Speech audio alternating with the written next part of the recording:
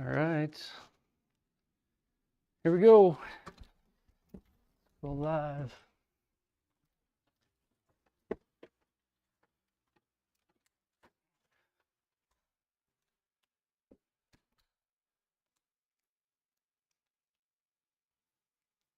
Live we are.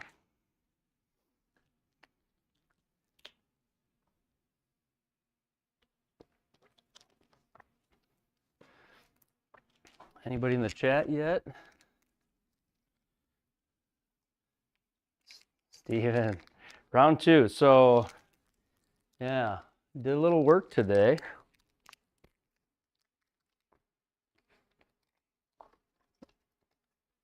I'm going to do a little trial again tonight. I mean, I think much of it was me and my lack of feel last night. Hey, Brian. MBTX, how you doing? Yeah, some of it was my lack of feel on a new optical device. Some of it was GSPro. It's paired to GSPro tonight. Probably one of the first in the world to be paired with GSPro besides the GSPro guys. I had it paired with it last night, and we had some issues.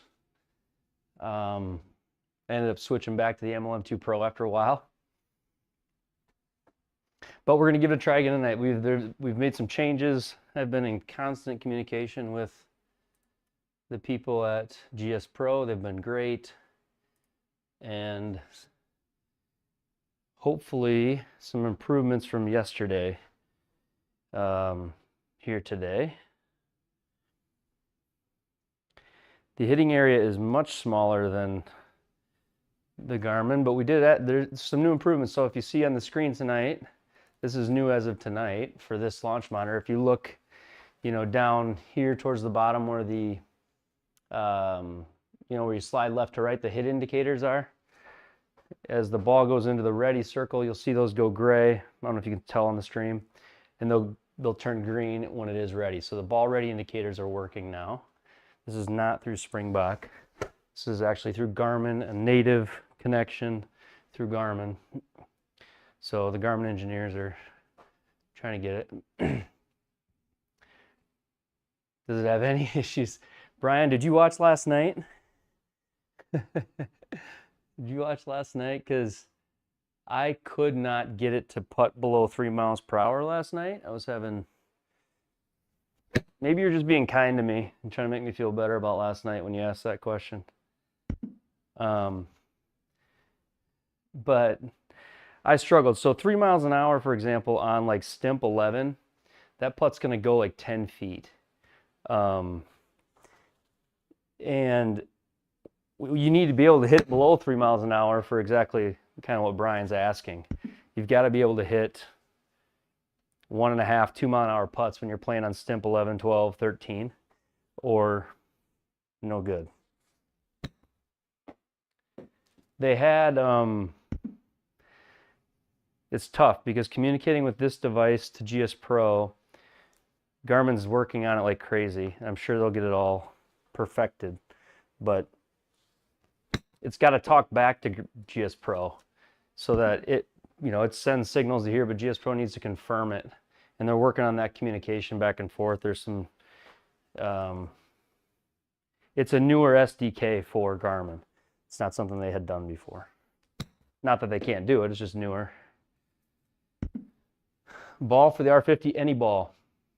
So I'm using Rapsodo balls right now, but you could just use a plain, any old golf ball.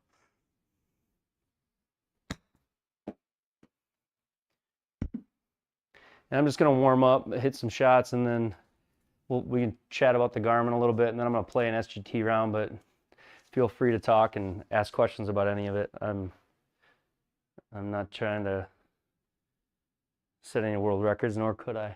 So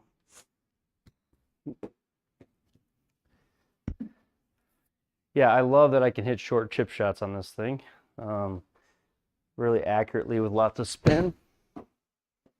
my MLM2 Pro, I think the chipping is not quite as nice. So Brian, I think I did get some putts, and I'm going to go in and putt here in a little bit today below 3 miles an hour to answer that question. There is no like native putting app in the Garmin software. You putt when you play Home Tee Hero, so you'll putt on the greens on the course as you get to them, but there is no like putting mode where you just go in and putt. So it's hard to really test out what the mile per hour is and all that. And maybe there is and I'm missing it, but that's at least from the little I've played around with it so far, what I've gathered.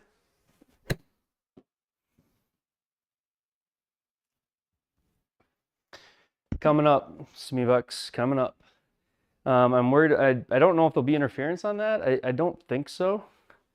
I know the side-by-side units that people have to set beside the Garmin have all interfered so far. I did see a TrackMan video, which is camera and which is radar. So I would think radar and camera from back here wouldn't interfere with it, but I do need to test it out.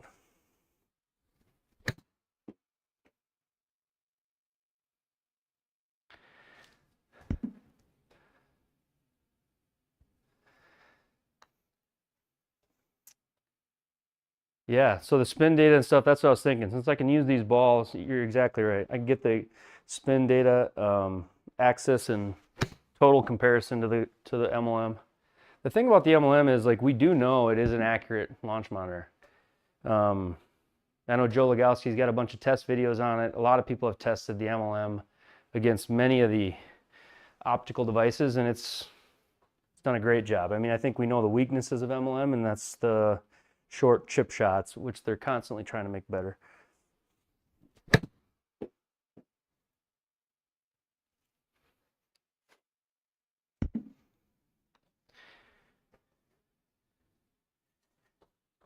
But it is nice to have the reaction time is something so different.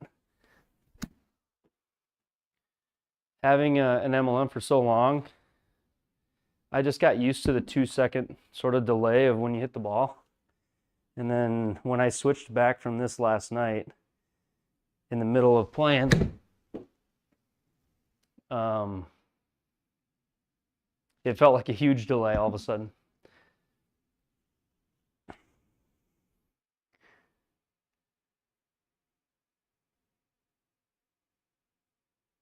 No, I think that's the biggest fallacy, MB.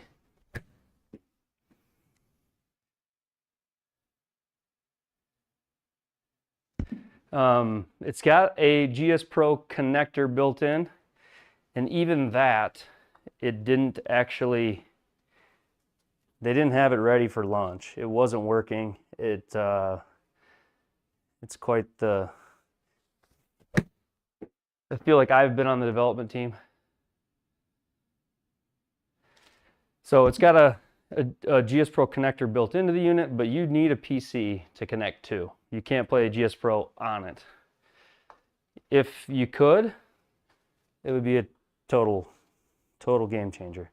The only thing you can play right on the computer device is the Garmin software, which is the Home Tee Hero software.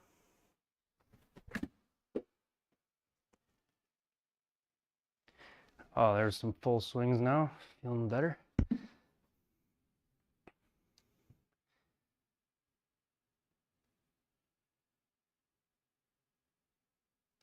Yeah. Have you heard they're going to get club data? I've heard that rumor. And then I saw somebody ask about it today in the Facebook chat, and I saw Justin Bryant said that won't be in, well, I guess this year's almost over. He said that won't be this year.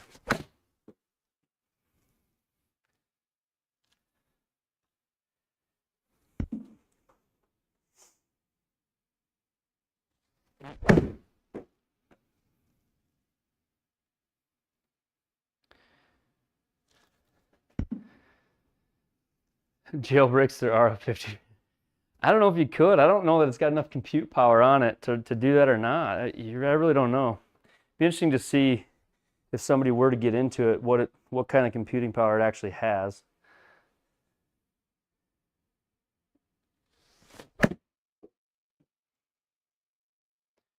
Yeah, rumors. Somebody posted like a Reddit rumor on the club data.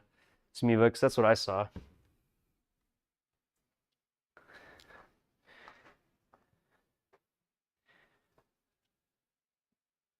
But it would be absolutely awesome if the MLM2 Pro came up with club data.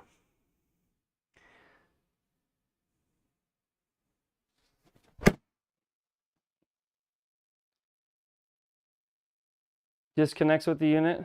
I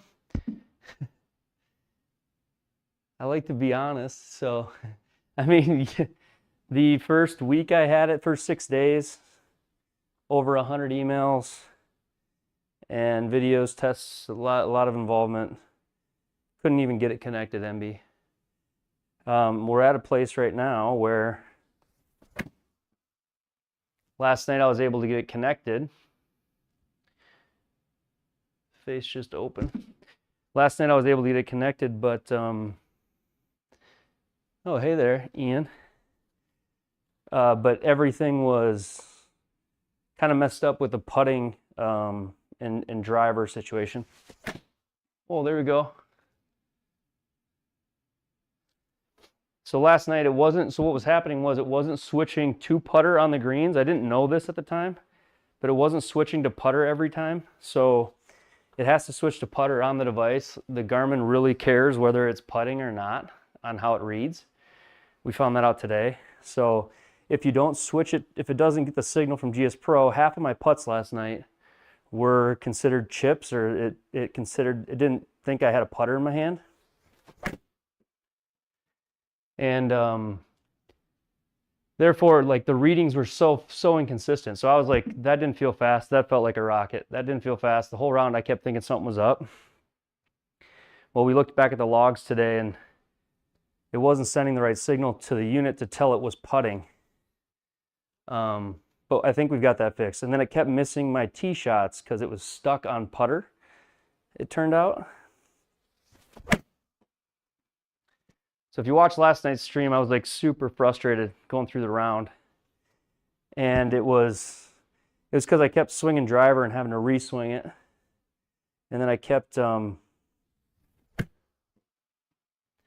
getting on the putting green and nothing felt right. And it was because of the way it was sending the club selection through. But I think today they sent an update. The GSPro guys did. And I think they got that possibly fixed.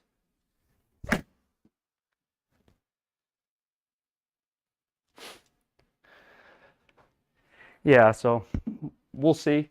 Let's hope. I'm getting warm, like temperature-wise and warmed up. Okay, let's go. Let's hit some of these holes.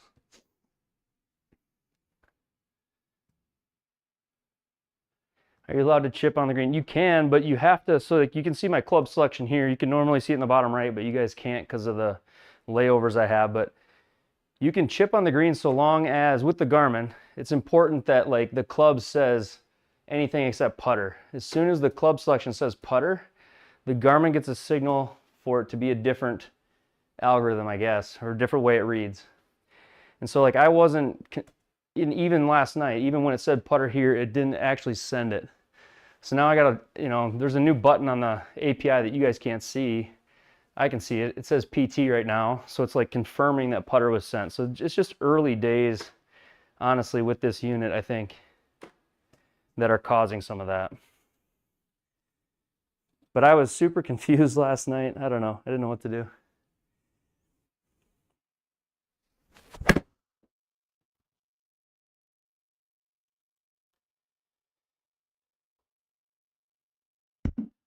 Course of the Dead is awesome, PDN. Really cool. I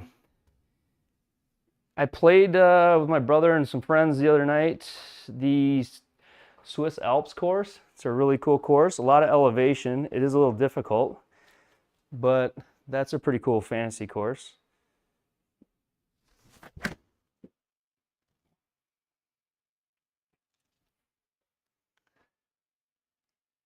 Facebook group meltdowns over the issues.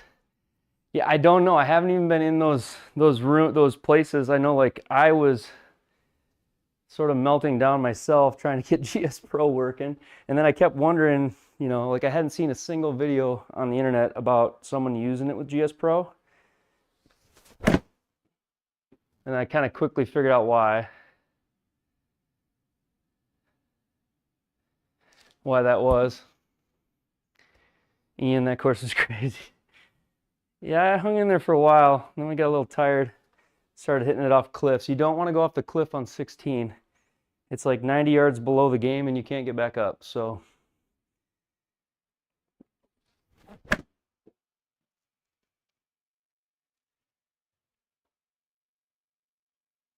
All right, let's hit maybe a couple drivers, a couple long irons.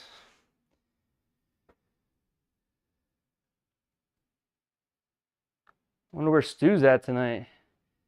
He's probably on, but can't figure out the chat. I better lengthen this quick. What irons do I have? I have Titleist CBs. Titleist CBs.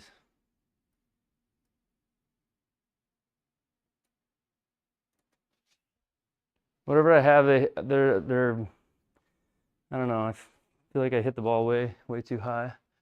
Maybe I should be hitting Mizunos. Those are the other ones that when I got fit, Mizunos were the other ones I liked a lot.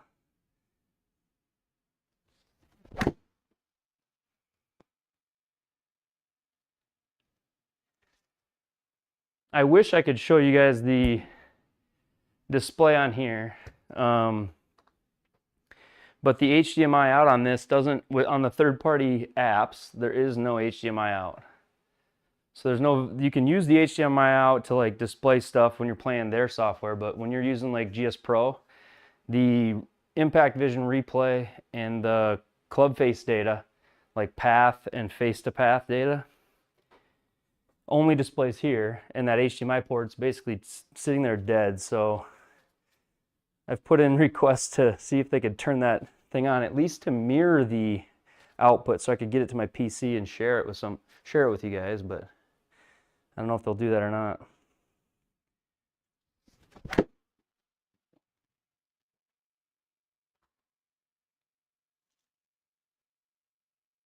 There was a good swing.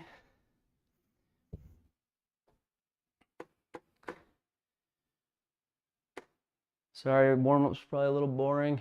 I'm gonna keep warming up a little bit and then we'll play.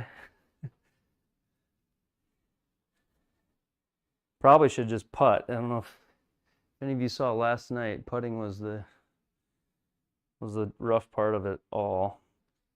A little bit pulled, but hit well.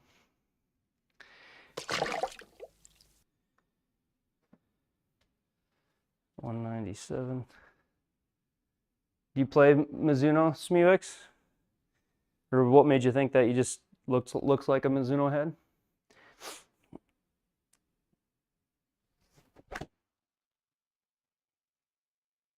That's such a pull. Is the Home Team's Hero? I would say it's very similar. That's a good question, PDN. I should do a sort of a comparison on those two, because I think that's a pretty fair one. They are pretty close in what they kind of feel and play like. A little more cartoony. The Masters course in GSPro, yeah, it's hard. The greens are hard like they describe them in real life.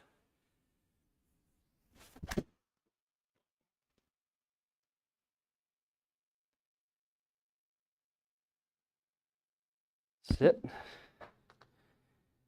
All right, one more of these 4 irons and then we'll go to the driver.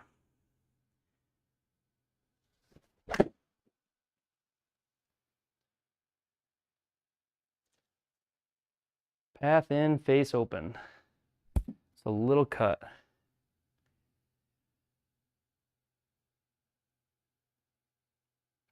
No, I'm 770s. Oh, right on.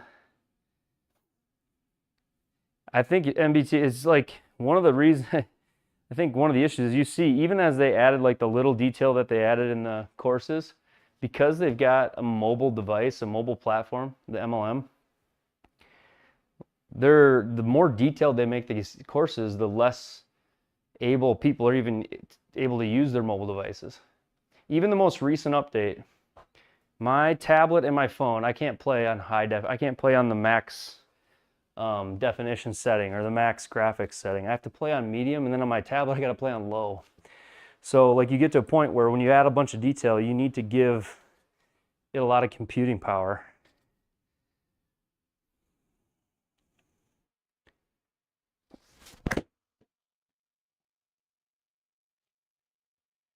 There we go. That was a better swing.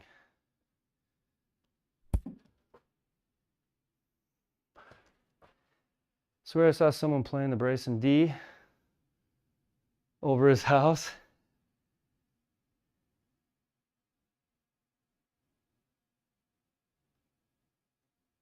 Hole in one over his house shot, yeah.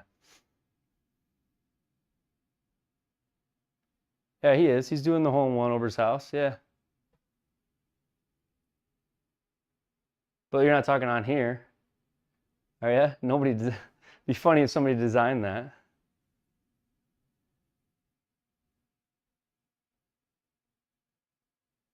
Smevix, I'm all in on the PC app part for it.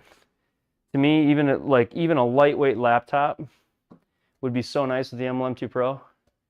You could hook up Bluetooth right to that laptop and then not have to worry about graphics settings, not have to worry about running everything through the tab. If you want to play GSPro, you're already hooked to the PC. If you want a screen mirror, you're already there. If you want to, I would love it if they made a PC app for it. It would change the way I use that device. It's just the computing power on the tablets are just junk, and you basically got to get a $1,000 iPad to even use them.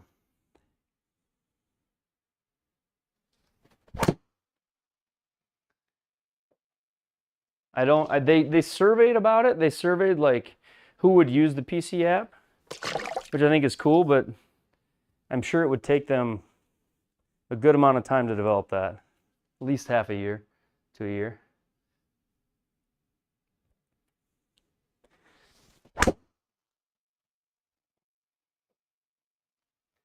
That was good.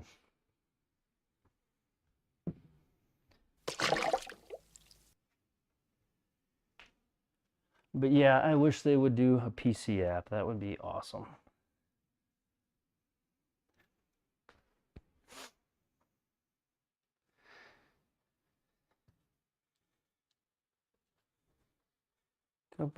This is usually the pulse of how the night's going to go. Where's this driver going to go?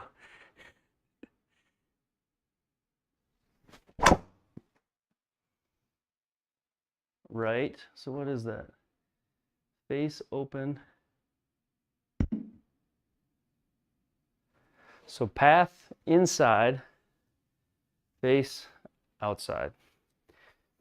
That is one thing that is so valuable on the Garmin. I mean, you feel like you're doing one thing, and that felt like I just swung over the top. It shows my club path actually inside.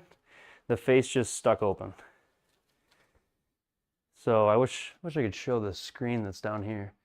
There is no sponsorship, Gene. I bought it. I've got the receipt.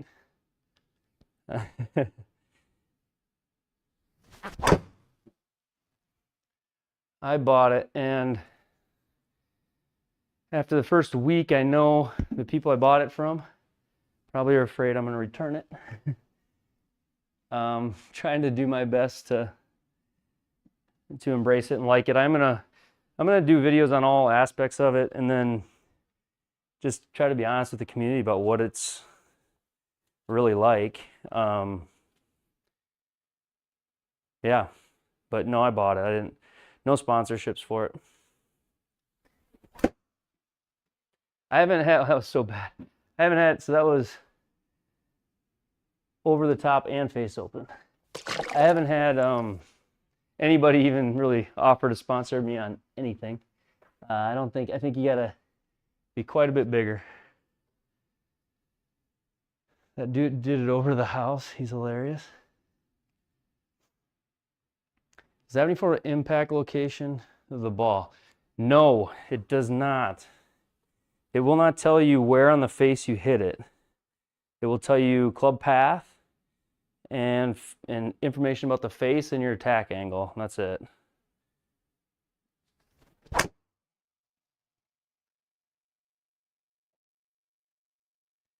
I have to hit a couple good drivers before I go play, which might be tough.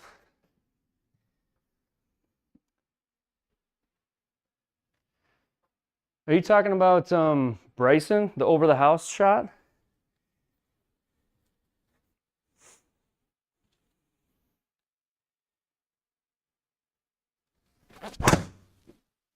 Golly, darn it.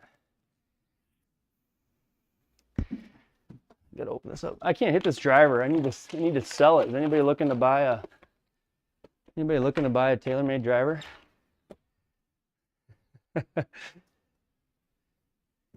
Foxes of the North, we're back.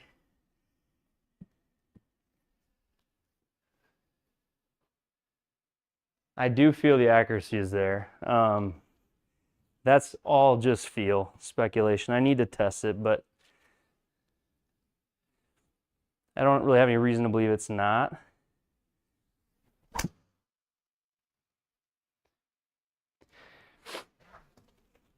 One thing I don't know is how to get this thing aligned. I don't think I can. Yeah. You can set up the alignment for it when you're in the Garmin games, but you can't when you're in GSPro.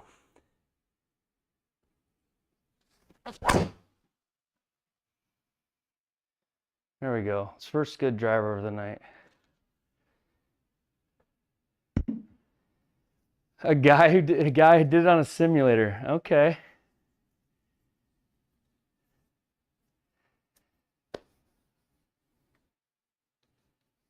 You can watch the impact every shot, Smevix. Crispy Chicken, how you doing, man? But you're back. You wishing we just got an iMini.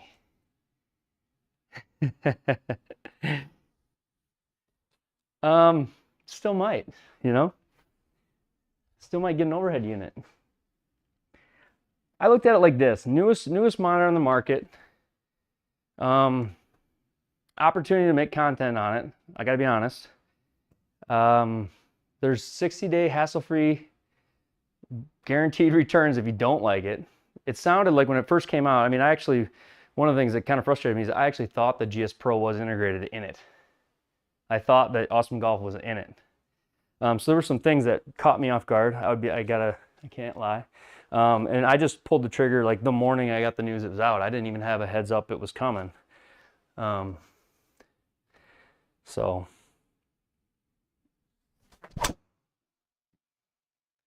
Okay, we're getting a couple good swings now.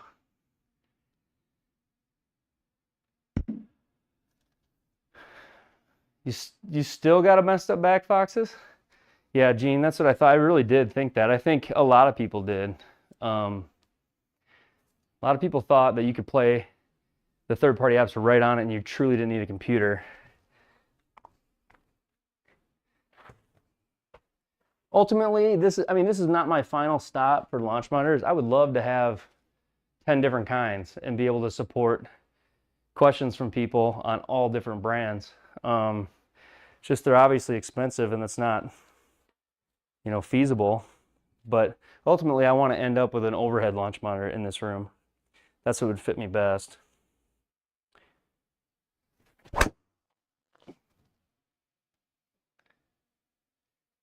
See, I can work with that too.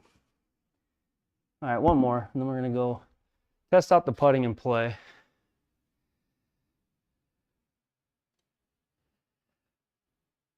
How much for this one? 5K.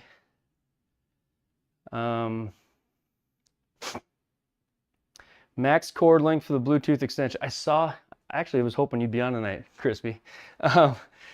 No, there's not. I mean, you might need to get an active USB cable. So look up active USB 3.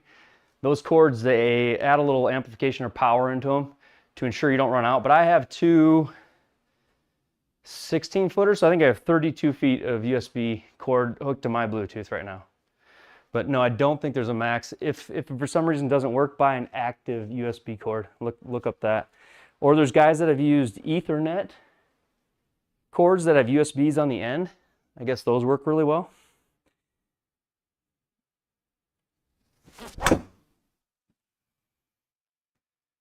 Okay, we can work with that too.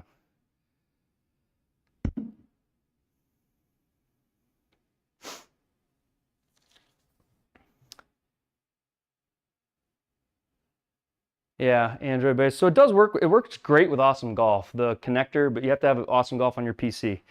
I've played Awesome Golf on it. It comes with 14 days of it or whatever. It works really well. But this is the first night where I've really had, or first moment I've had GSPro working well with it, I've got to say. We are going to go to the practice facility and test out putting one time before we go into game, because last night this was brutal.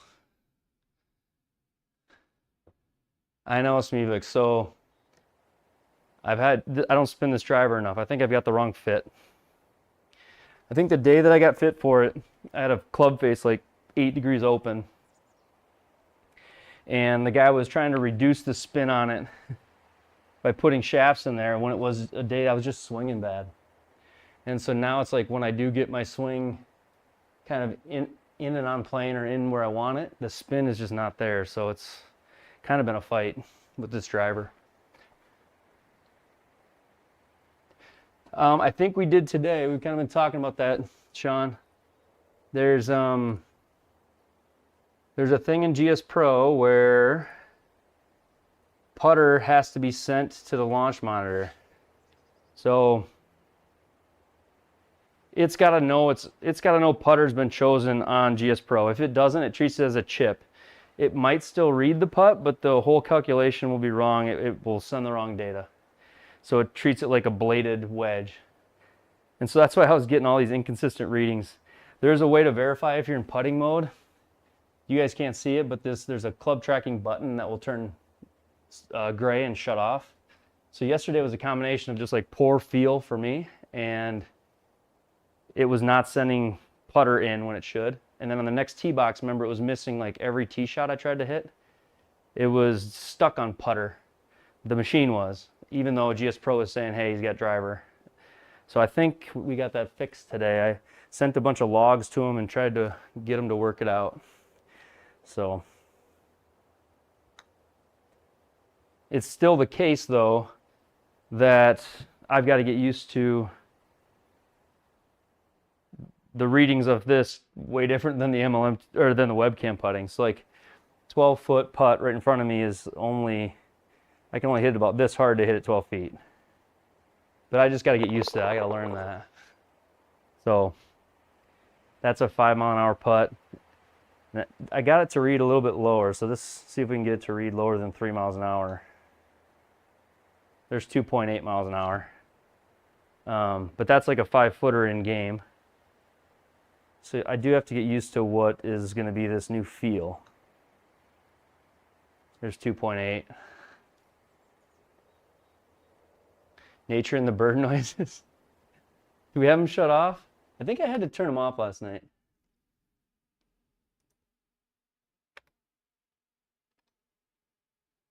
Sound off. I just don't think there is any on the practice facility. Sorry, no birds for you. I think it's just wind. Oh, mate, there's some birds. There we go. So let's see here. That's, if I hit it that soft, 2.6 miles an hour. So it's working better than it was last night, I know. And part of last night was probably just me and frustrations I had. There's 2 miles an hour. So it is reading it.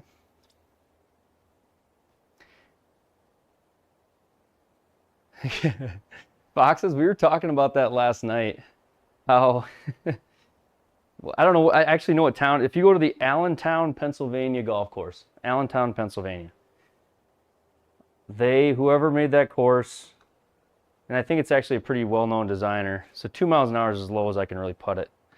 Whoever made that course has UPS airplanes leaving like every 10 seconds. 1.5 miles an hour. So I can hit some short ones. Rick Liners, you're not wrong. You're not wrong. And I have an MLM2 Pro that I absolutely love and use as well. So where does this is not, I don't think this is going to be this is not the value buy as far as like, to me this is more like a convenience box. That's what I said yesterday. It's like if you want everything in one little box that you can just turn on and you don't care about GSPro, you just want to buy a screen and maybe a net and a TV and set this down. I think it's more for that.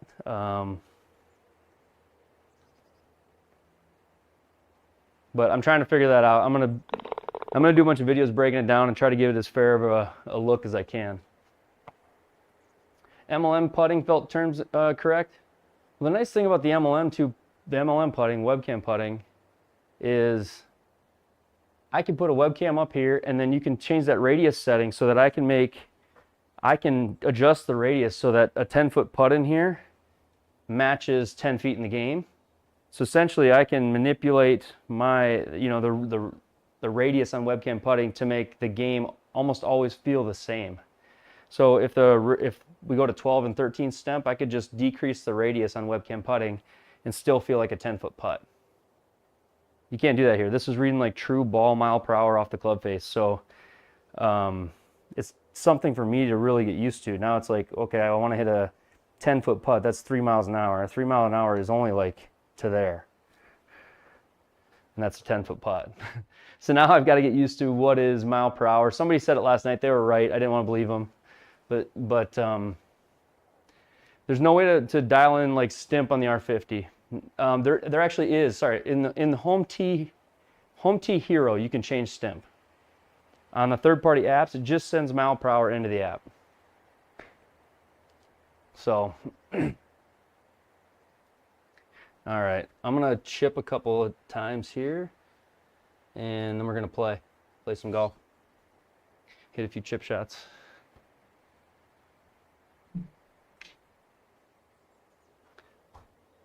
Is there a way to change stamp? Yeah, taking it to the range, and yeah, I think that'll be fun. I think that'll be fun. It'll be fun to take this to the range and pull up Home Tee Hero and play a course on the driving range. I think that could be fun. I don't know. I can't really try that now. It's winter in the Midwest, so I don't know that I'll have the opportunity anytime soon to do that.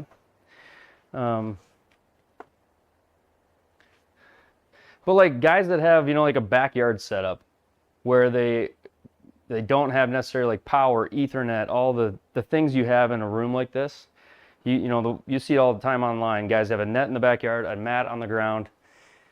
This might be perfect. They don't need a PC. They bring this out, set it next to their hitting station, hit into a net, and watch their play all on the screen right in front of them. So I think there's a place for it. It's not for everybody, probably.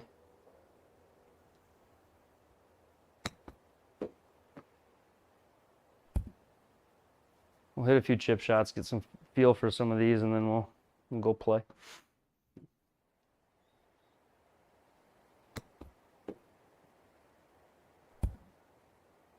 Mats that have the turf for rough and all that. I have not in like my sim room, but I have it. The sim, what do you call them?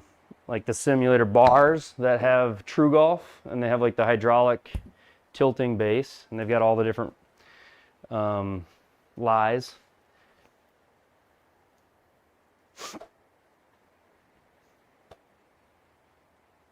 Yeah, the MLM2 Pro is awesome for what it is. The community has squeezed every drop out of the MLM2 Pro as far as making it.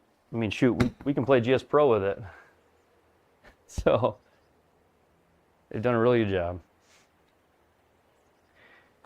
I don't know. I haven't really used regular balls much, other than last night when I was trying to figure out if it was the ball was the reason I couldn't putt. Should be able to get one in the circle. I've just been using these. I probably shouldn't use these because I'll wear off the stickers. $70 balls.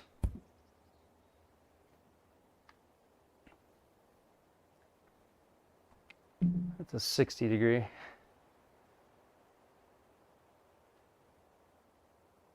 The other thing about mats that have like the different lies on them, GSPro calculates like penalty for lie. So there's a debate there whether if you're gonna have the game calculate the penalty, then you don't want a mat that also creates penalty. So a lot of those games that have the mats, they don't calculate penalty. The penalty is hitting off the different mat surface, I think.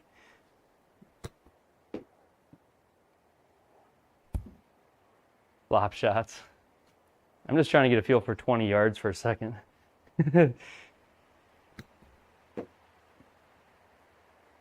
PDM, were you yelling flop shot at me the other night? Was that you? Kept wanting me to hit a flop shot. Somebody did. Practice the flop shot. There it is. Here's your flop shot. This thing reads those way better than the MLM does.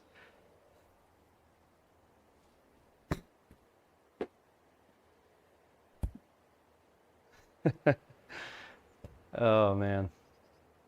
Any chance you can sideload apps like Moonlight onto the Garmin? Someone's got to jailbreak it first. I'm uncertain on that.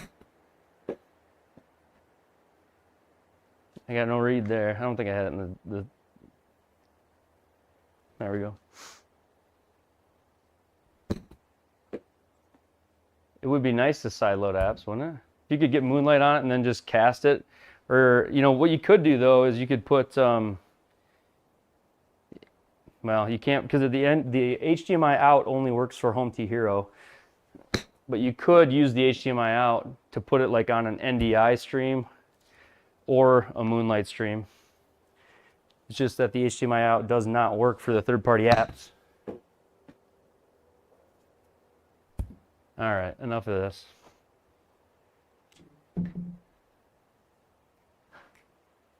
All right, what do we want to play? You guys want to torture me on tips or Pro Tour tonight? It doesn't matter to me. We're going to just have fun either way. We can do Tips Tour Sea Island or Pro Tour Sea Island. If it's got a computer, it'll be hacked. 100%. Trackman simulation, nets in the back for the home setup. R10 iPad there, smack it. Yeah. Pro Tour, says Sean. He doesn't want to see a terrible amount of blood, just a little bit of blood tonight. Okay. So stimp is 11. I should print out like a stimp chart to see how many mile per hour it is, because now I see why like Joe's got a stimp chart that talks about mile per hour and how it equals to distance. It's now to the point where I need one of those. I know how many mile per hour it is to that cup. It's about 5 miles an hour. And halfway is about 3. I just got to figure out what those... Still have PTSD from last night. You or me?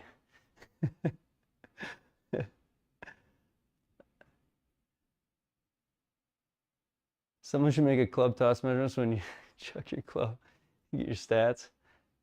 I have been saying for a while, I don't know if it's you guys, I think the family, that someone's got to come up with something we can throw in the sim, you know, that the monitors read. You know, whether that's a part of your grip or what. That'll give us an in-game club toss, because sometimes it's warranted. All right, Sea Island, huh? Sea Island.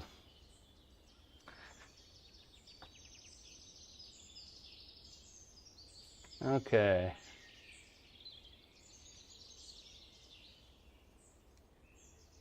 Looks like it's breezy conditions too.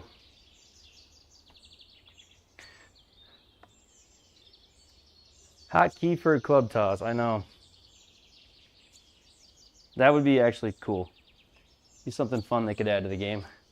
Instead of a mulligan button, you got a club throw button.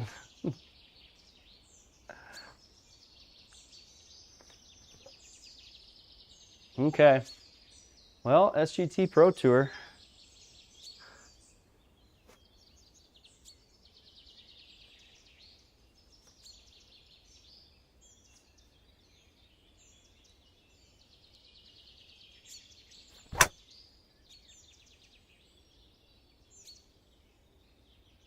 I hit it too straight. I just pulled it a little.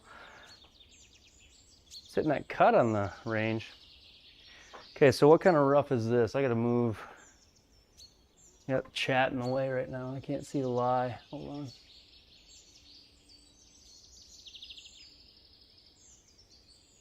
Go right there. So just rough, huh? Just rough. Stimps 11, 104.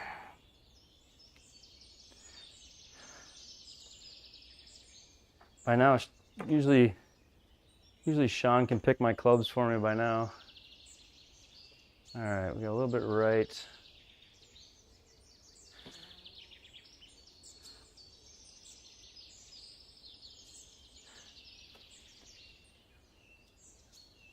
Yeah, we got, so that was, I did that. I did that. So today that was, since last, I took the VOD from last night and I cut it up, sent it into the Garmin guys and GSPro guys. We talked today a bunch, went back and forth. We got some fixes. So hopefully we have a better night with the connector than we did last night. Yeah, a lot of wind. Yeah, you can see ball ready green arrows down on the bottom now. Kind of nice.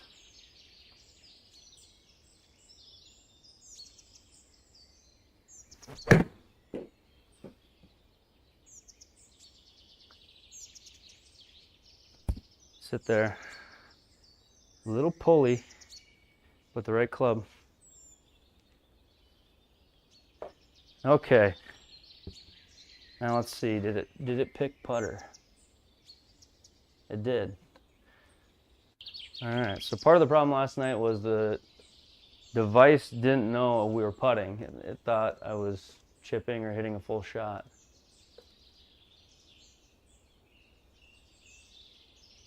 I need to get a pro tee and get all the kinks worked out for you. Are you fully functional yet, Sean?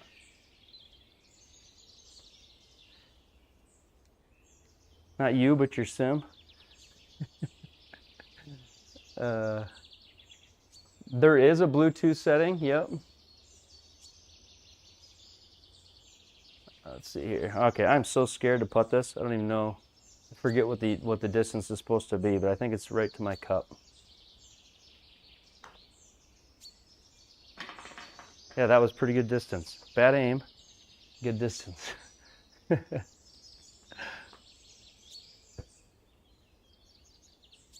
So the last pictures I saw, Sean, they weren't the completed ones. So you have to shoot over your completed setup.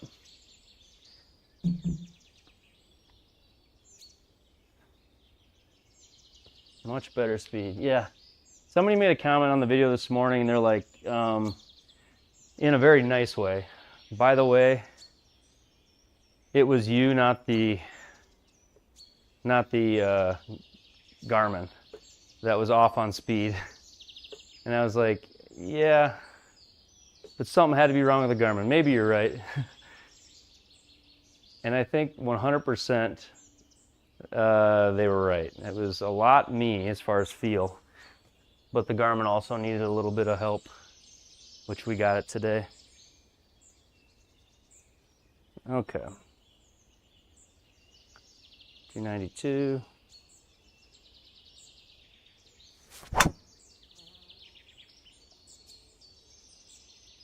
Don't do it to me. Okay. I'm gonna need to check and see here. Okay, so it is in ball mode. You guys can check the replay. I had a green light. I had it ready. No, I did. Club up, club down.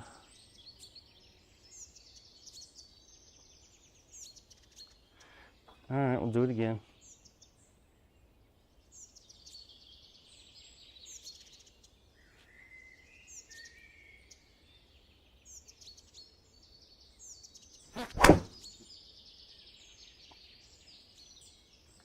There we go.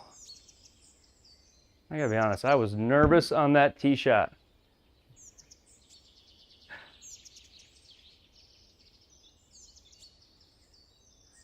Somebody on Reddit was not happy with the tee detection. Well, it's kind of crazy. You put a tee in there, if it's an orange, like an orange burr tee, put an orange burr tee in there and the green light, it'll turn green.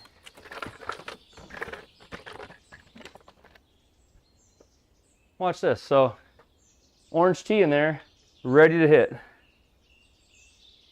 That is annoying. It's really annoying because that is not a ball. So, I don't disagree with that.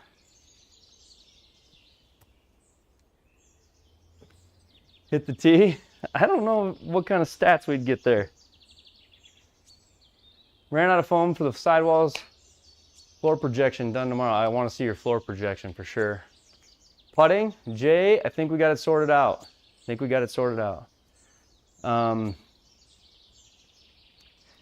hit more parallel with it. It is 1.5 feet away. I think you hit more parallel than you do some of the other units.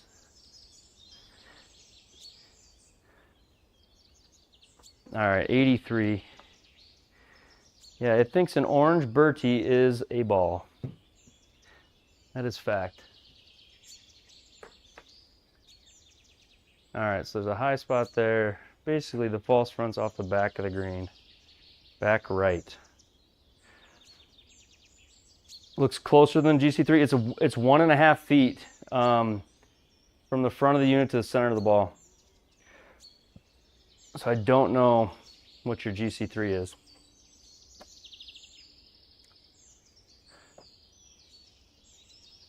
I know a friend of mine has a GC quad, and my kids were over at his house with me. All right, let's hit this close first. Hold on. Oh my God, I shanked it. Ah, that's a fucking... Oh, I was thinking about the wrong thing. Bummer. Okay. All right, well. So my kids and I were at a friend's that has a quad, and my kids wanted to hit really badly on the sim. And I was just like biting my nails that they didn't do what I just did. I just was thinking about shank that whole time, and then I did it. I was just biting my nails that they didn't shank it right into their quad. Because I didn't want to buy a $15,000, I think it's $15,000 for a GC quad. All right, here we go. 24.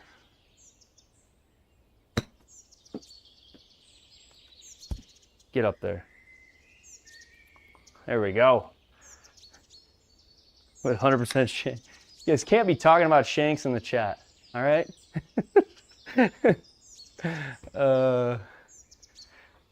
Okay, 201. 201. Overhead's a must for kids, yeah. Must for kids, and just for like any sort of peace of mind if you're the one that owns it. I've got buddies that probably would make me nervous if I had a GC quad and they were hitting in my sim room. Okay, 201. 8 miles in.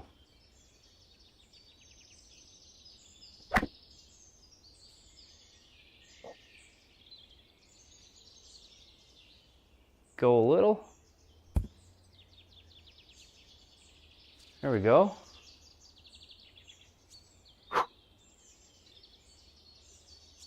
Buddies, LOL.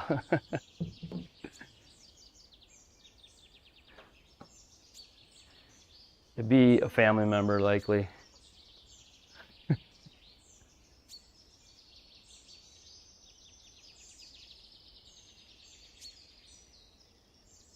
No, I got a new GSPro Softy strip. It looks maybe warm because I've got image projection on the outside, but I have no image projection in the middle where you hit. Sean, you're the best.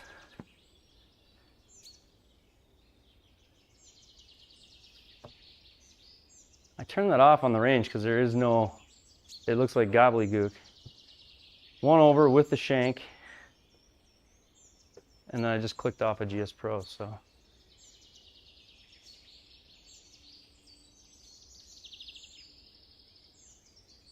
All right, 22.5 feet. Rottenham. USB-C, I assume most are disabled. Can you connect?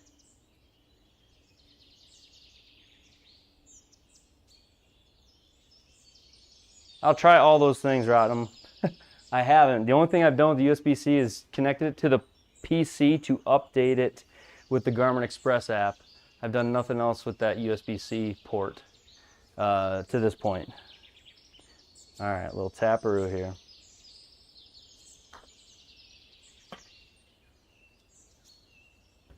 All right, we're gonna be sending this VOD into GSPro again. That one went 0.6 miles an hour and only traveled an inch.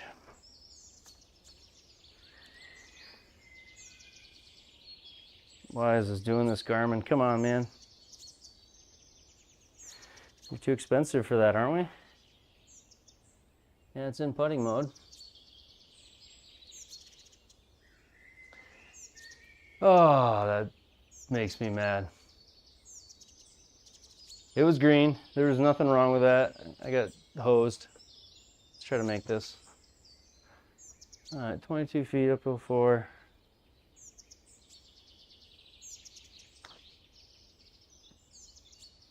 Go in. Come on. Oh.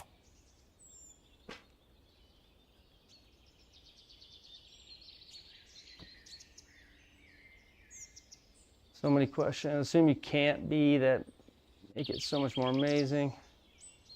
Imagine someone sitting at 3-tap GSPro with an Xbox controller. You can play GSPro, can't you, on the PC? Pretty sure you can. I can see just a Bluetooth remote, so you don't have to bend down. I have one. These are kind of cool, if you guys don't have one of these. They work pretty good. Yeah, it's just a mouse, but it's got a full keyboard on it. So, works with GSPro, or works with your PC, I should say.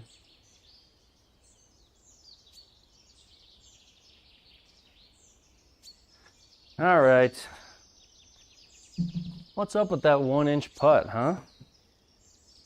They got screwed there.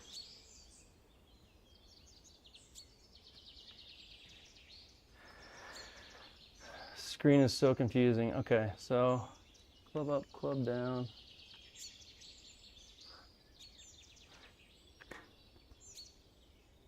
Wind off the right. Paired with the R50. We'll go right there.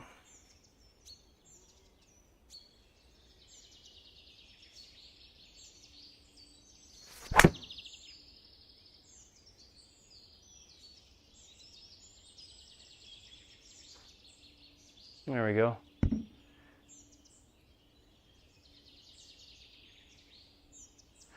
We got to fight back from that Rainbox mess with the unit for putter selection.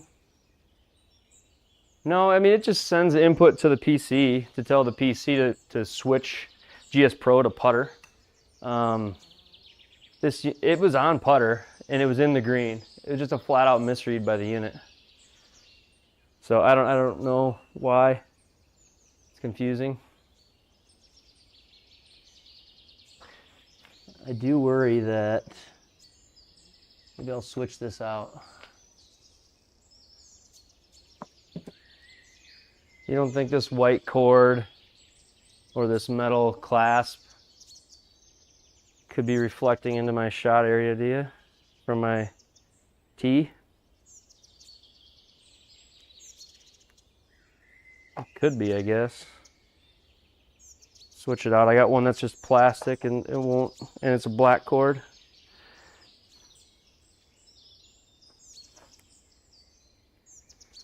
So there and there.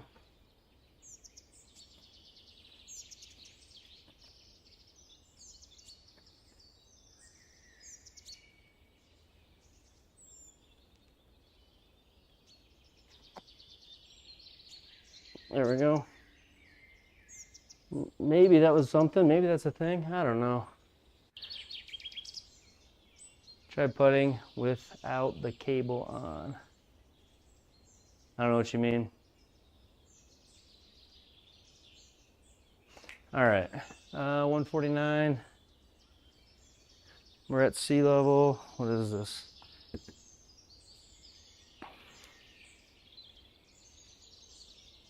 Wind helping maybe a little touch.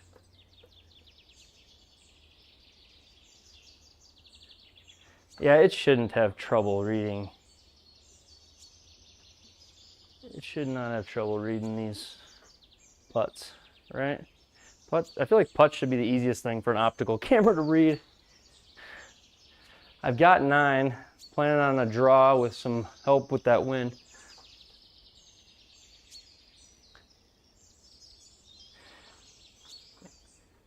Yeah, I mean, all the issues I've had are post-release. Yeah, it is wild.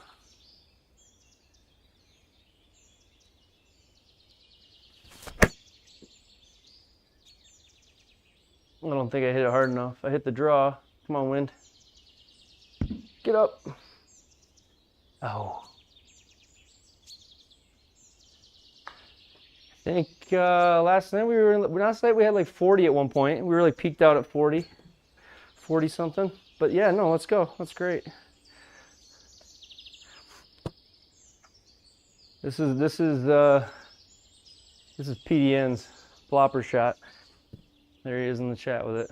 Favorite shot.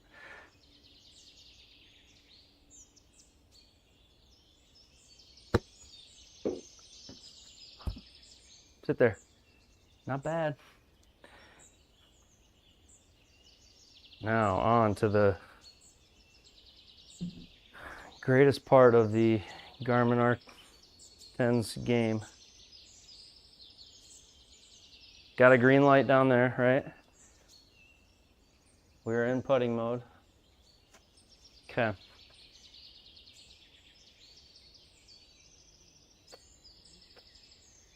This is right edge, it's downhill 2. Right there maybe. 9'8", downhill 2. So basically just a little tap.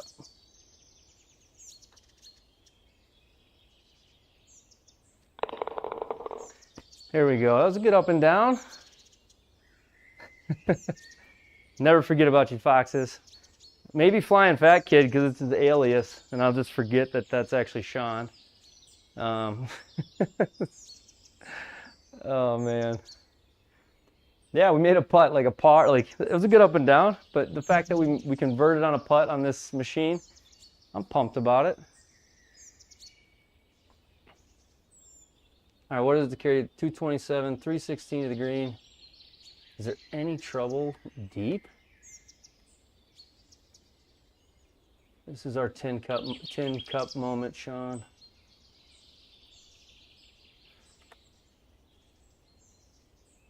$297, 300, 305. My miss will go for the green, and if I hit it good, well, we should just be long left. Hopefully we pull a good lie, huh? No 12s. We did make a 12 the other night. That was, to be fair, we were 3 under through 2 holes and going for it. All right, here we go.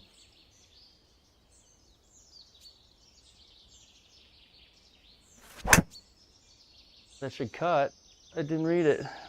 What are we doing? VOD's getting sent in again. I know there was a green light there.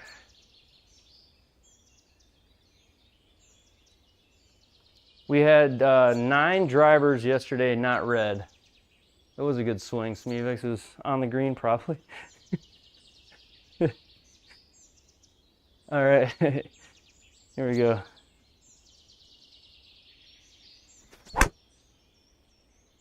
That was a good swing too though. Cut a little more. Little angry swing there.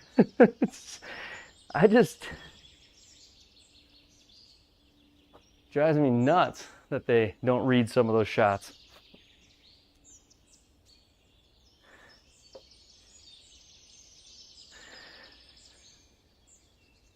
Okay. 43. Probably just peek at the green once, huh?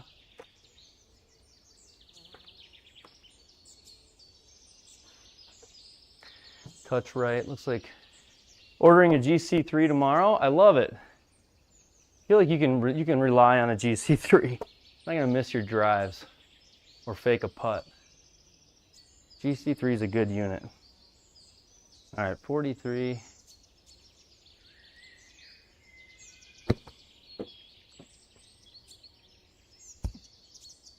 Roll out. Go a little more. Wanted a little closer than that, but yeah, Foresight. Gosh, I mean, they're kind of the standard bearer. Is it just like agreed by everybody? Foresight stuff is the best stuff.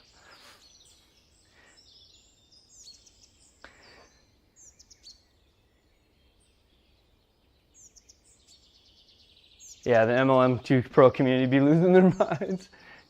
Yeah. It's a good community, but you're right. They don't tolerate misreads. Not for $700. How do we like that? Do we like that? I think we do. Is that too much? All right, 13 feet uphill one. Working on our touch here.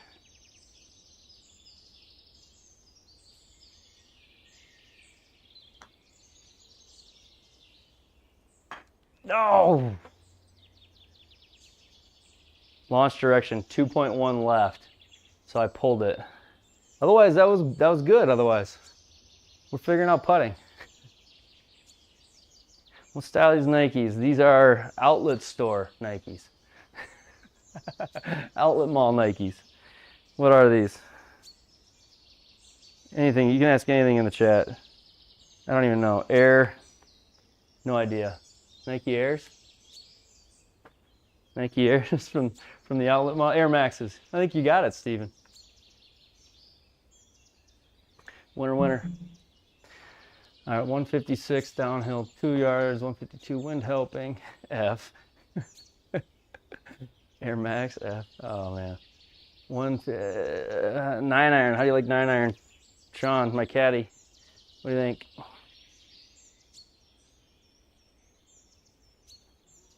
Nine iron feels appropriate. 156. Just because of the wind, that's all I'm saying. Floor data is pretty. You can have floor data too. I've got a video that shows you how. It works with any sim out there. All right, come on. Let's hit a good one here.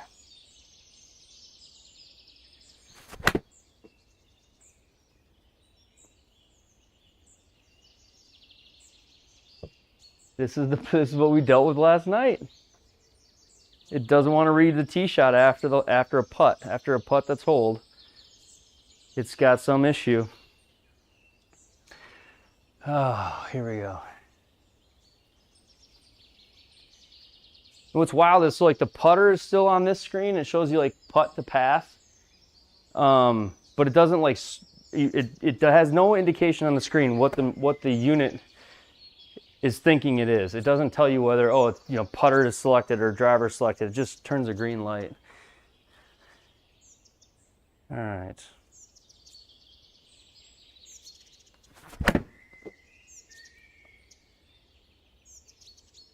I just didn't draw it and the wind's pushing right, so that'll work.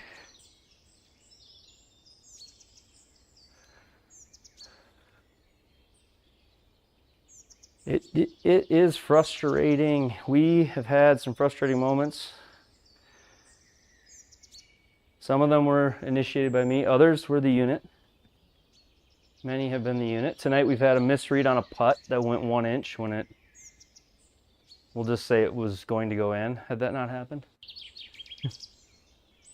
And then I had a mental malfunction where I hit the hosel of the club. So those are the 2 errors tonight. Let's see, you're downhill one, 34 feet. Okay. Oh my gosh, hit a hole, hit a house. Got so lucky that hit something.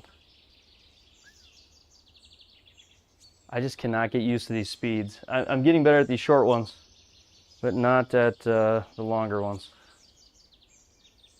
I'm so lucky that hit the hole. Ooh, that was hot. Okay, let's clean this up and run away lucky. Okay, 7'3", uphill 1.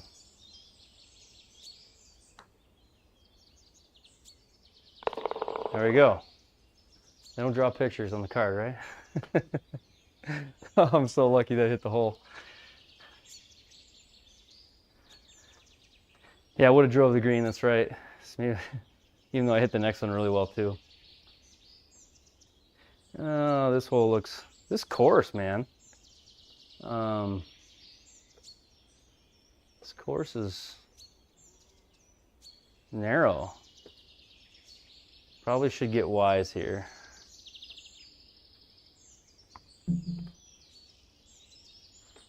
It's funny, yeah. We'll hit 3-wood, and it won't read it. So, gosh, I wish I could show you guys the screen. So it still shows the putter on there. So I'm clubbing up, clubbing down right now, thinking that GSPro is like sending it something.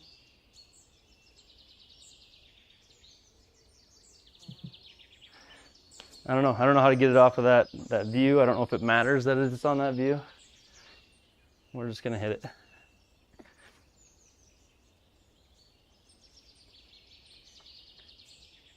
Okay.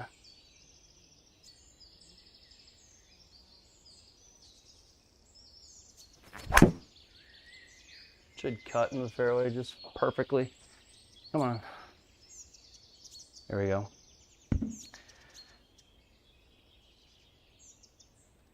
No, they come with this. They come with a ball in the picture, but ETN, the guy, Springbok himself, he'll send this longer toggle with it as well, and it makes it way easier to just push it with your club. The ball one, your club kind of rolls off of it, so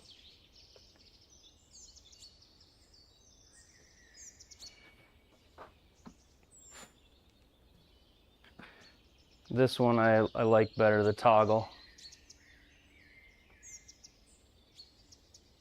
I did that this time, right? Like, so I selected up and down, up and down.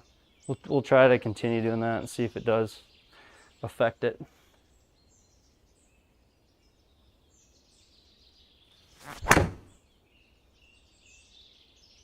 Too much draw, even though there's wind. Sit down. Should be fine.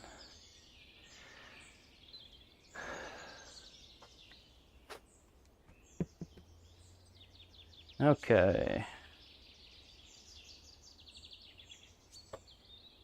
It's a little like, this one could come back to you. A little bit to the right. 27. Pro T stays in the view till the next hit. What do you mean by that?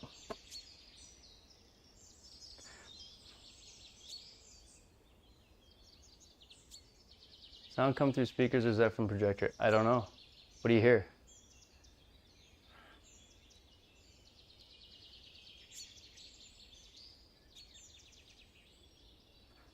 Is there a bad sound coming through? Or what do you hear?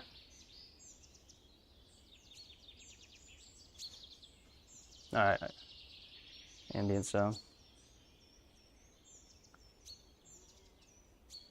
Okay, let's try to hold this 27 footer here, or 27 yard.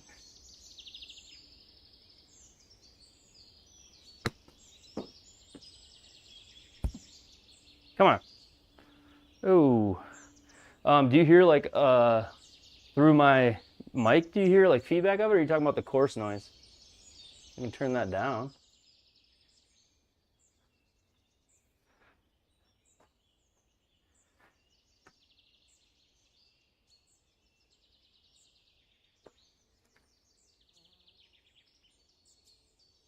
That better? Is that better? Well, I don't want to be. I don't want to be. If it's too much. Glad you said something. Okay, so now it's got the green view, right? So it's got the ready. It says it's in putting mode. But if I go club up, club down, I unselected GSPro again.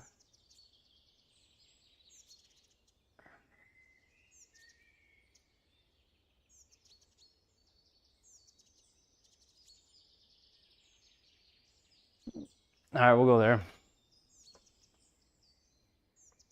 All right, will it read it?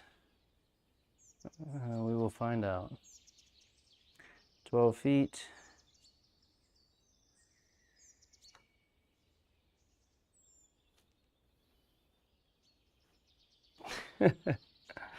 Yeah.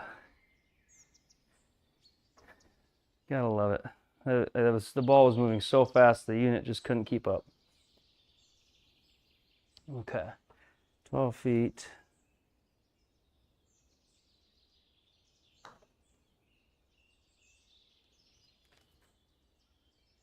Good speed there. It's saying I pulled it 2 degrees.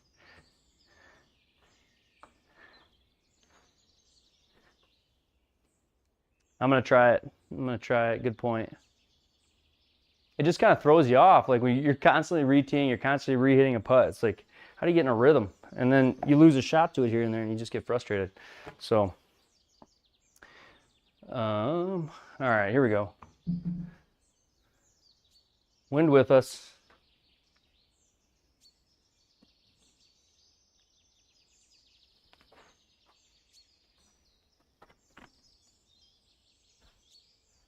Wind with us. So we're gonna go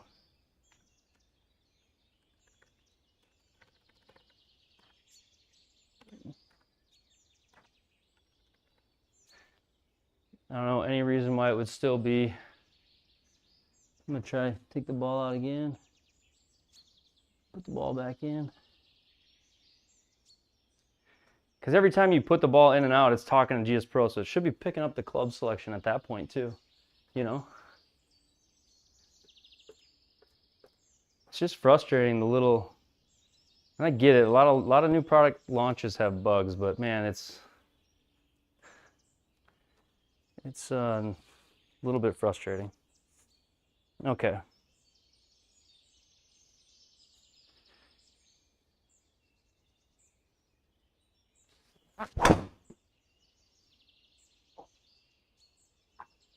Come on, wind. Too much left for the wind to hit it. Stay short.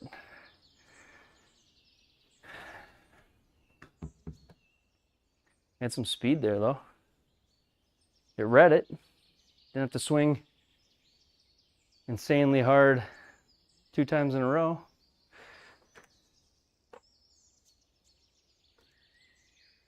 It's crazy how it's like getting excited about things that should be just working. Okay, 51.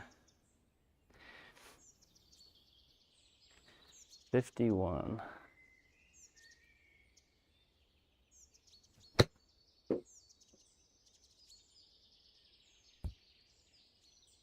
Roll. Just not enough.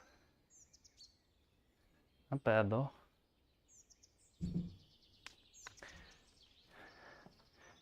Okay. What's weird is down here there is a menu, and so like if I hit it, what they told me today is if this button is grayed out, I know you can't see it. If it's grayed out, we're on putting mode. So supposedly this unit is in putting mode. If I go up to lob wedge, the gray out part goes away. It's immediately not grayed out. Wish I could show you guys that. So I club down to putter, it's grayed out. So supposedly it's in putting mode right now. Like it should be in putting mode. Okay. Ball's ready to hit. Goes left and then right.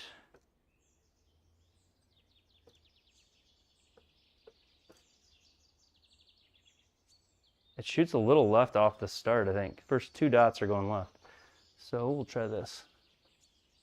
13 feet uphill 6, so like 18 feet.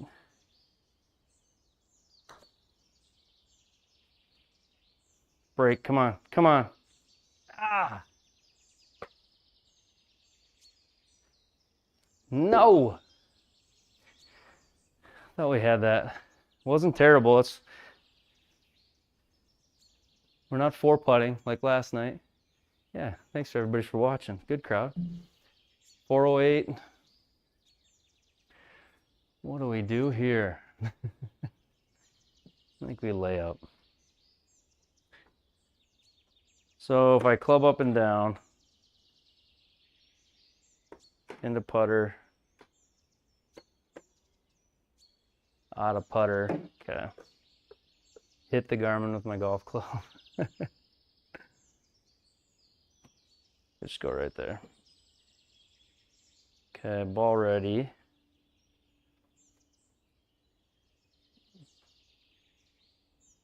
All right, here we go.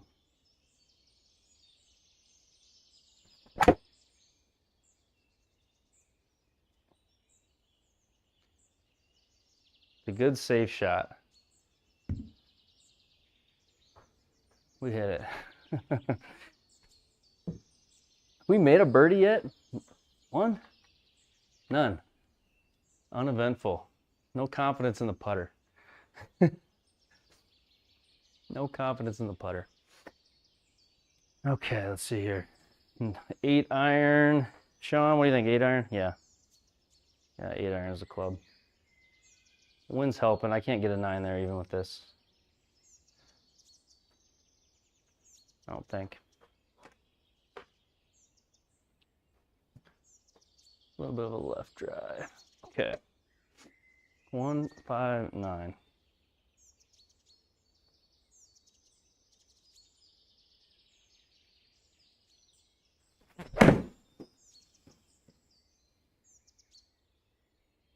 Could be good.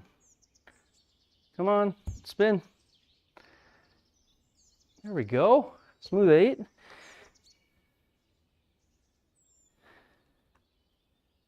All right, we got a everything. It feels like a like if you ever increase the stimp to 13, or you go on like, if you can imagine putting at Augusta for the first time, that's how I feel on this new unit. I feel like I gotta barely tap anything, so it's just kind of weird. Not gonna lie. All right, so it's downhill 1, 18 feet. Let's, the theory is we go up from putter, right? Go to a different club. We go down to putter. I'm in putter mode, I'm not. I'm in putter mode, I'm not. Okay. So it says it's in putting mode.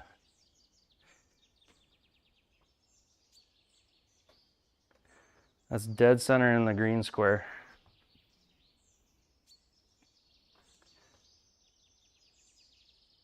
"17 feet. Be the ball, right? Break. It's better, but I'm still hammering it. Ah. It read it. So that says I pushed it. I did. I missed right. These are the ones that's like, how do you even hit them on this sim? 5 feet.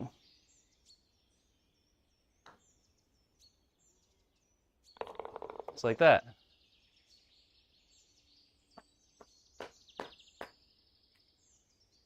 Yeah, putting is it's so hard for me right now that making birdies hard to come by. Okay, 393.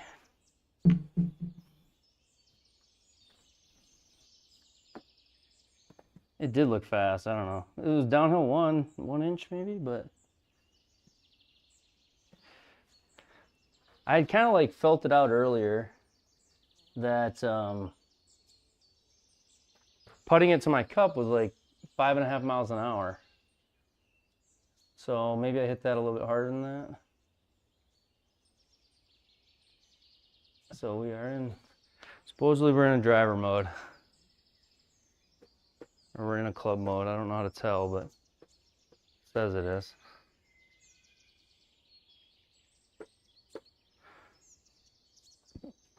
Okay.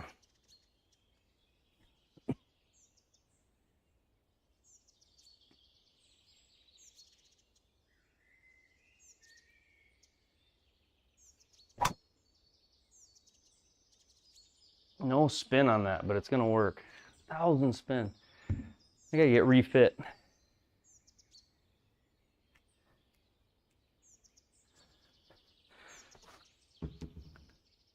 $85. 85.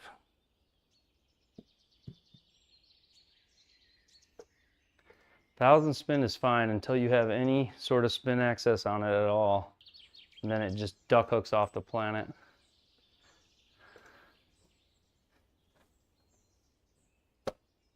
$85.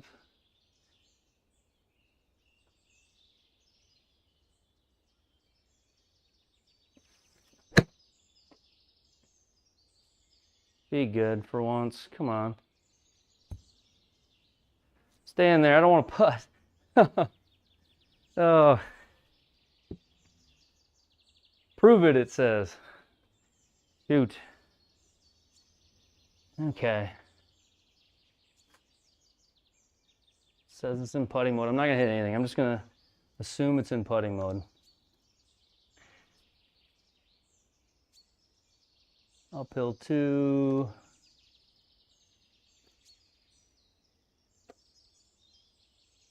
Earn it. Sean, famous last words there.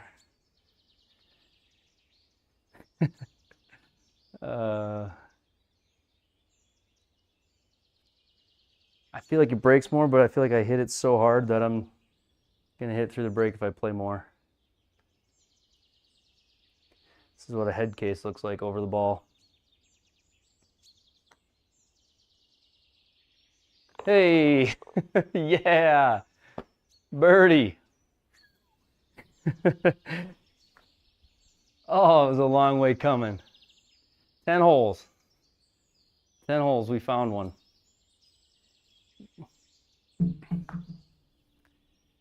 All right, all right. 10 holes, we made a birdie. Feeling very, very good about that. All right, I'm not gonna hit anything. We're just gonna see if it works. It should just work. Everybody's like, no, you're gonna have to swing twice. Don't trust it. Oh.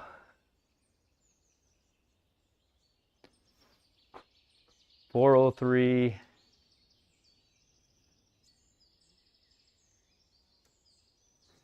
.293. Okay.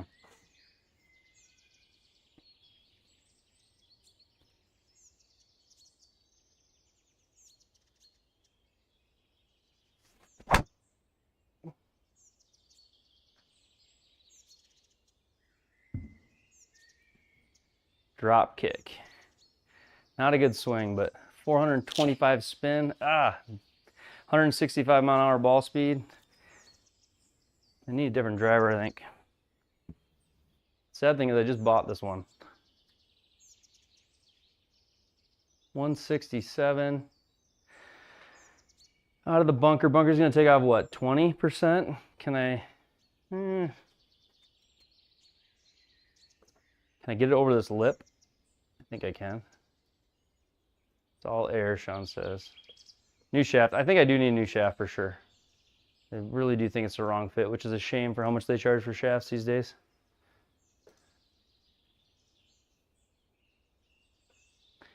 Okay. 20%. I agree. I agree. Let's stuff one in there.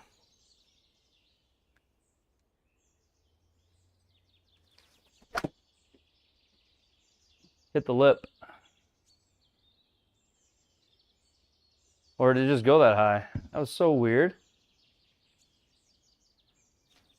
That was the weirdest ball flight. I mean, it's not jail or anything, but I feel like it had to hit the lip. They're on sale for $350.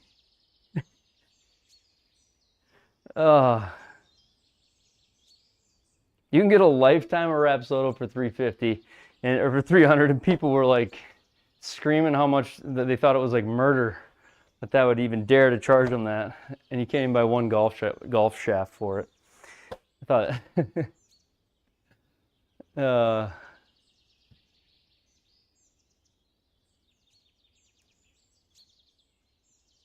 yeah, I think you're right, Durango. I was took me I had an email chain with 100 emails to get GSPro working with Garmin. I think I was one of the guys that got it working and tested it last night. And then we did some fixes today, and here we are. So 23, let's try to hit a good one here.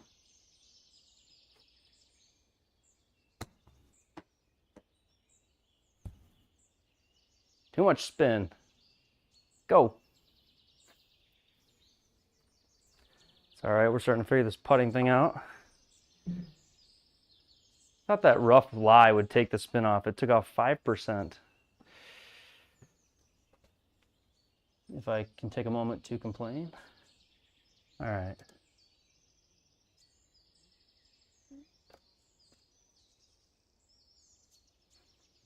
Sean's placing bets in the background. He's got so much confidence in me.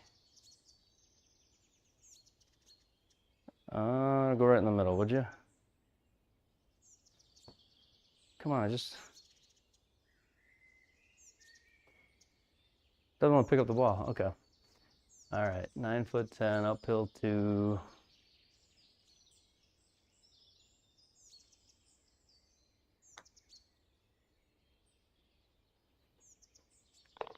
Never a doubt.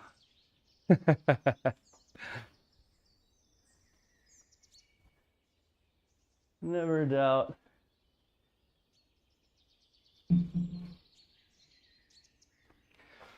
So many doubts is actually what was going on in my head. So many doubts. All right.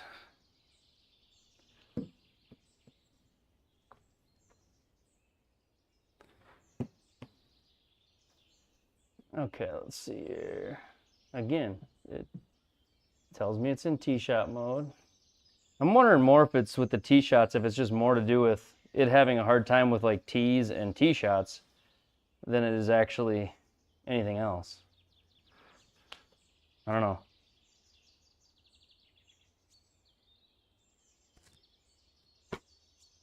Oh, this game is so awesome. It just hit a shot for me. God damn it.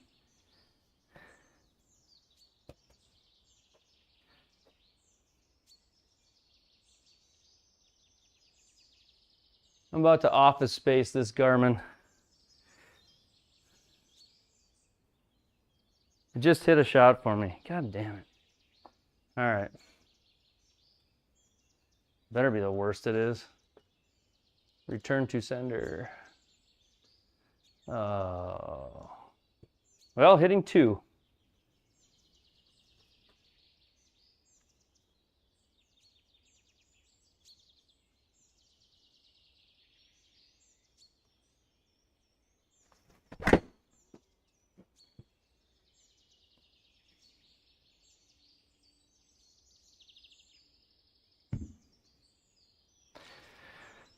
It's wasted 2 shots for me tonight. The Garmin, it's safe to say the Garmin wastes more shots for me in GSPro than does the MLM2 Pro.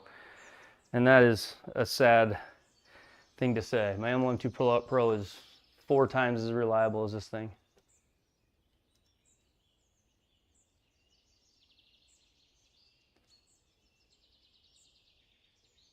This thing can't even read the putt right now, Durango. I appreciate you saying that. This thing it won't even read a putt, period. It is reading my online offline, but it is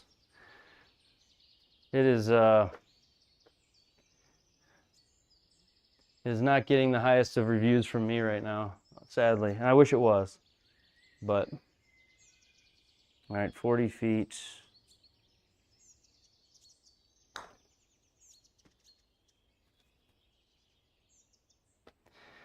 I have no touch with that.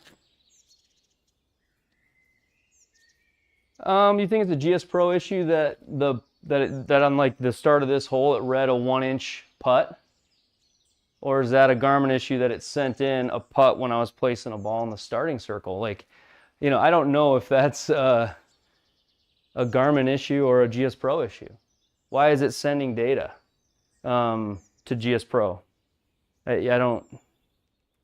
So maybe you're right though. I guess I'm not trying to place blame on one particular actor. I'm not trying to say it's. I have probably talked to Garmin and GSPro more than any R50 owner has in the last 6 days.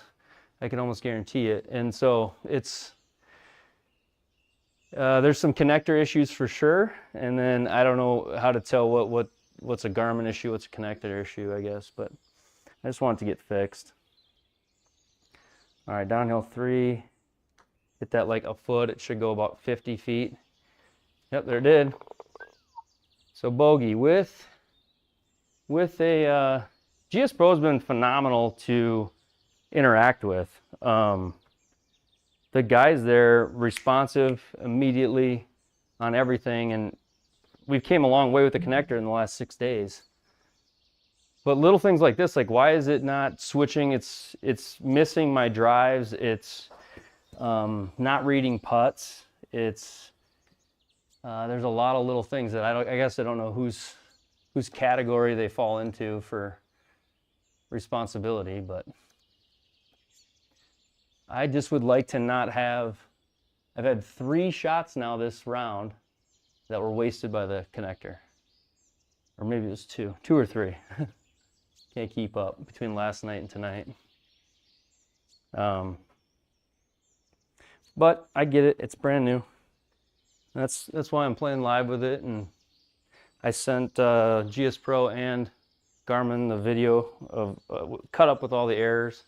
So I'm trying to help them, but.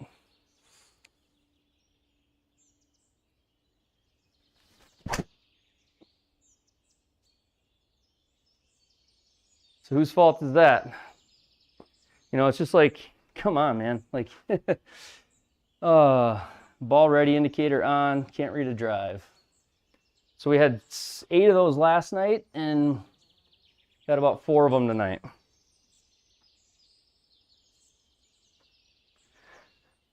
So it's, I don't know, it's frustrating. You want it to work, especially for $5 grand.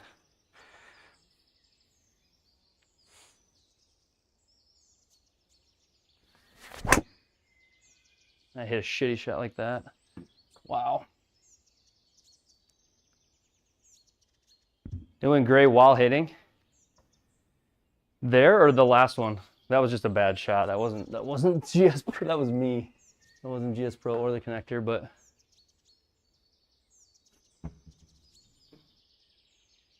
it's nice that the ready indicator's up there because now in the VOD it'll, like on the no reads, maybe I can see where if it does turn gray like you're talking. 197, wind is helping. Oof. It says rough. You think this is going to come out like sand or is this going to come out like rough? Seems like a dumb question, but feels fair.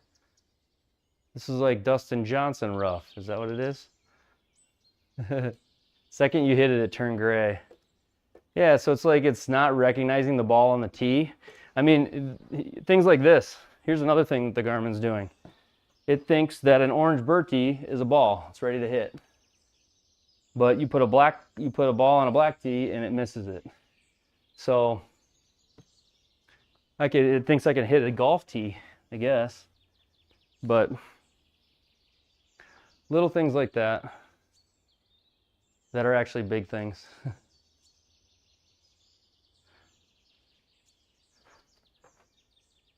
All right, let's see here. 5-iron. Is that enough with this wind? Probably.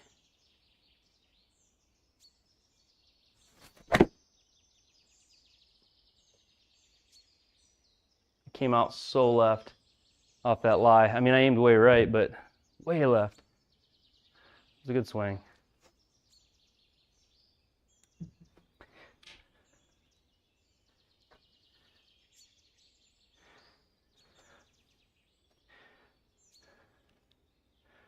All right. Gonna send a shot in again? I hope not. 13 yards.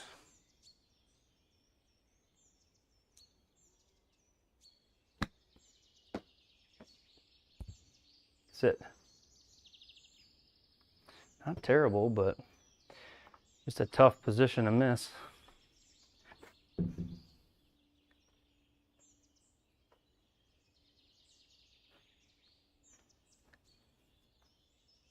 Wonder if the SGT would adjust your score for any of those missed shots. Yeah, I don't know. Not that important to me, but let's see, uphill 8 feet. I'm feeling a little more confident in the speeds, but this one scares the shit out of me because if I go long, it's like see you never again.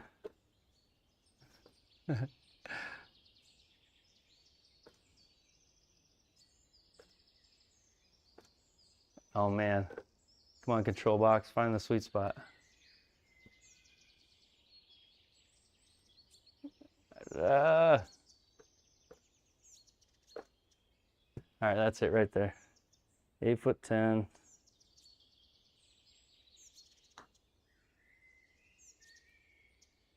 Just not hard enough, but that probably was it. Damn.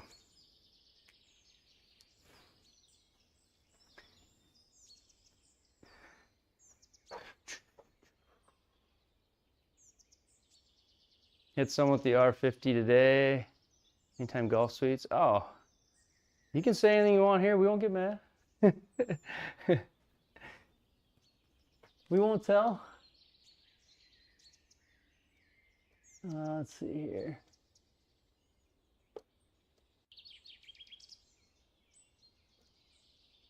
What if I just aim over the sand area and we draw one, huh?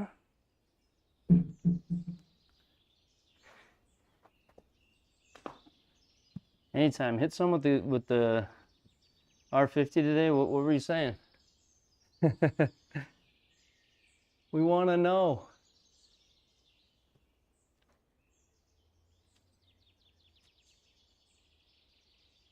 Used R50s. Sand doesn't hurt that much. He's already thinking about the used R50 market. Okay.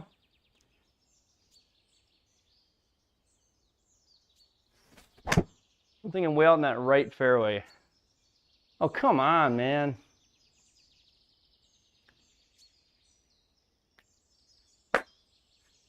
Come on. Gotta love it.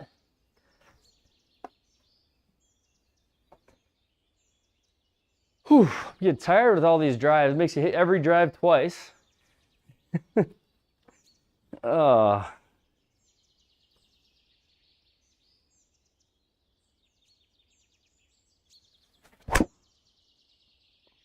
There we go, that right fairway. Come on, cut more. Nah. It just plays as rough. So other than like that tree, there's really nothing dangerous about that. Okay, 112. In.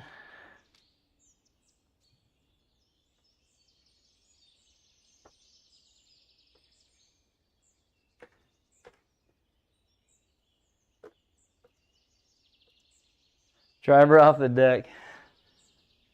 Gray while swinging again. So like I start to take back and it like loses track of the ball, as if it's like seeing my club exit maybe, and then trying to recalibrate the ball. I don't know.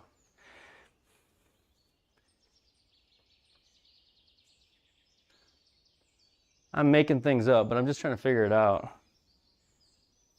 112.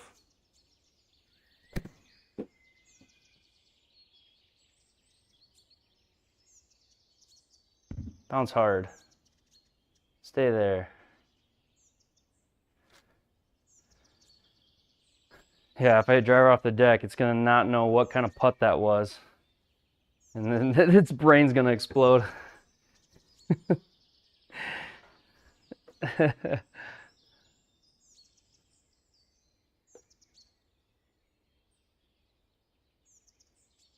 Well, yeah, that's what it did on that tee shot where it like sent in a, I don't know, a 0.6 mile an hour putt when the ball never left the hitting square. It stayed inside the hitting box. I was moving it inside the hitting box and it called it a shot.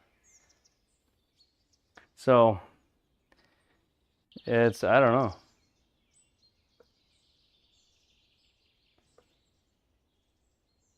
Who cares? It's in the past. We gotta make this 18 feet. So 22 feet. What does that feel like? Maybe in the cup in front of me?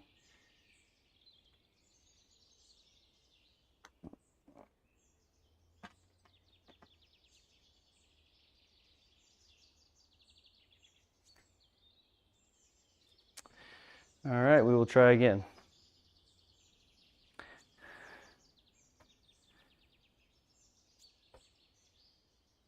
All right. I'm just gonna keep the putter hovering away from the ball like I'm in the water hazard.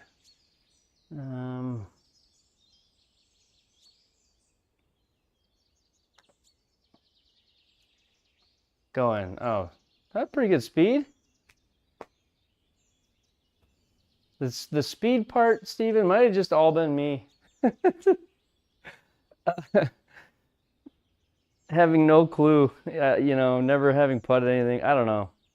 But the club selection part, brainstorming ideas, I should try it. I should try it. You're right. I can do regular tees in this mat. Maybe we try it. If I can't use my K2T with the R10 or the R50, that means the R50 is not for me. But we'll try it. Oh. These are the appropriate tees, I think. All right. You probably would not know what to do if I put one of those out. Okay, 409, 232.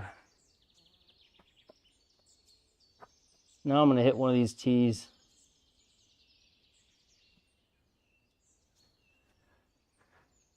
It probably just hates K2 tees. That's probably what the verdict's going to be. You can't use a K2 tee, it can't figure it out.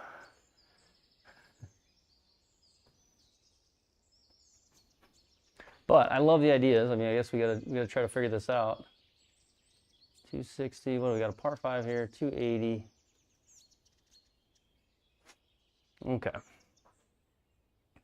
We're on a regular tee. Feels a little higher than normal, but I can't go any farther in with this tee.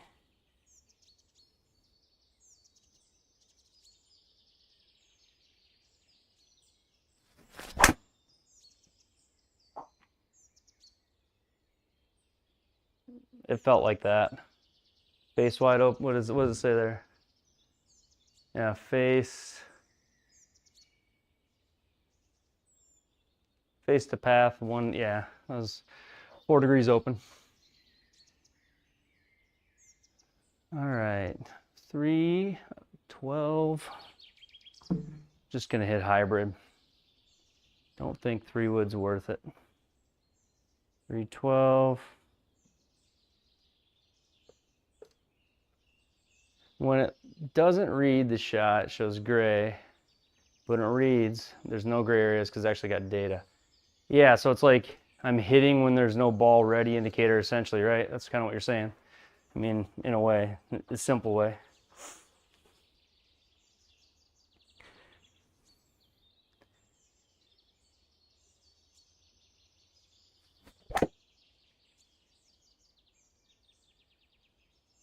There we go. That's a good swing. I should tee off with this club. This shaft fits me. Spins like crazy, but 76.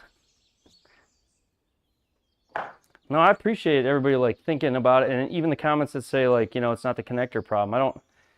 I think all of those are helpful. Anything we can do to figure this out, I want to be a part of that solution, because I know I'm not the only one frustrated with it. I'm hitting while green, ball ready sensor turns gray because there's no ball data and no ball anymore. Huh. Colored balls, I tried using colored balls for hitting, and it like wouldn't register them. I was having all kinds of trouble with the colored ball. But I have them for putting. I have not for putting. 76. 76. Turning it off and on. Is it plugged in, he says. Is it plugged? You tried restarting it. 76. I felt like that was really good. Come on. Get just outside of my putting range. Control Alt Delete. Have you tried Alt F4?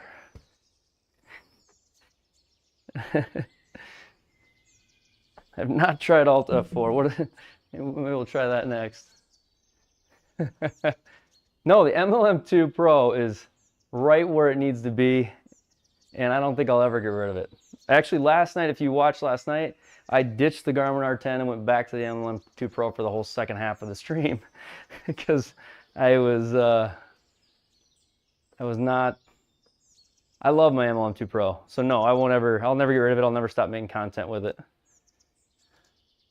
As William Montgomery says, ain't never gonna stop. So, all right, come on. 7'3", we are putting. Please putt.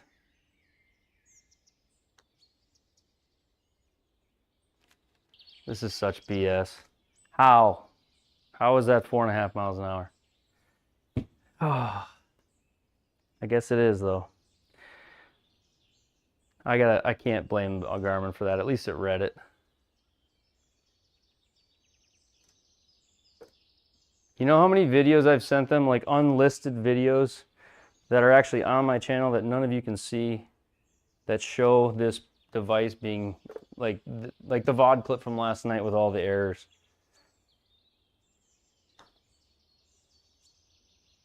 Oh goodness gracious, thank you, that went in.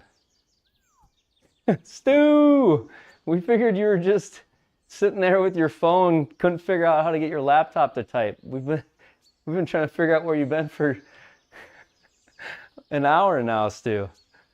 We're like, I swear Stu's here. He's just lost between his cell phone and his laptop.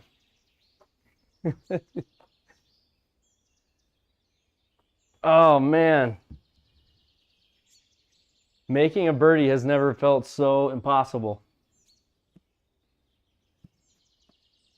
I always thought, like, you guys have heard me talk, like, everybody should have their launch monitor next to their name on these Sim Golf Tour leaderboards, so that when, you know, an MLM2 Pro guy is up there competing with the GC quads of the world, you'd have a little pride in it, kind of like Ford and Chevy next to your name. I always thought that would be cool. Well, now it's almost like Garmin. I feel like I feel like I'm at a disadvantage with this thing. All right. Here we go.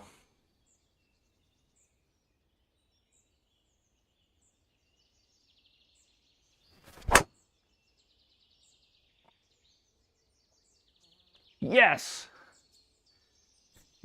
gosh. Oh. Well, blew my back out. I swung so hard on that one. What did I think of the MLM2 Pro news? I thought it wasn't worth a 4-day hype train. I think it upset me that we have guys on the MLM2 Pro board saying unbelievable things in 4 days. And it's you can pay me a subscription fee. I mean, I don't think I'll ever get hyped again.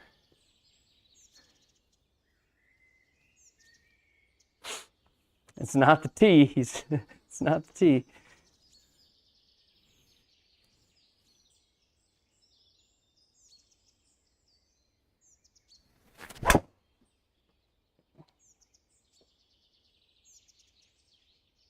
Some ball speed there. Don't go behind the tree. So what's that say? That says I swung across it with an open face. So, okay, 65 yards. What did you guys think of the MLM2 Pro announcement?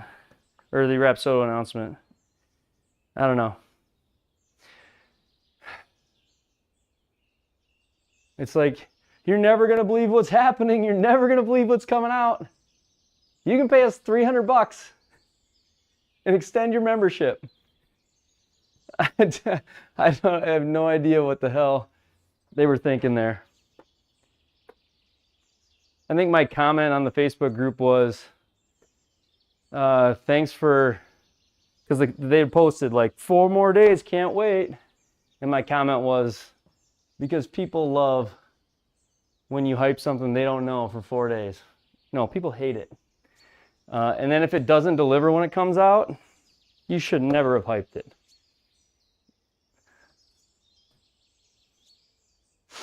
Just kind of a sour feeling, honestly. All right, 65.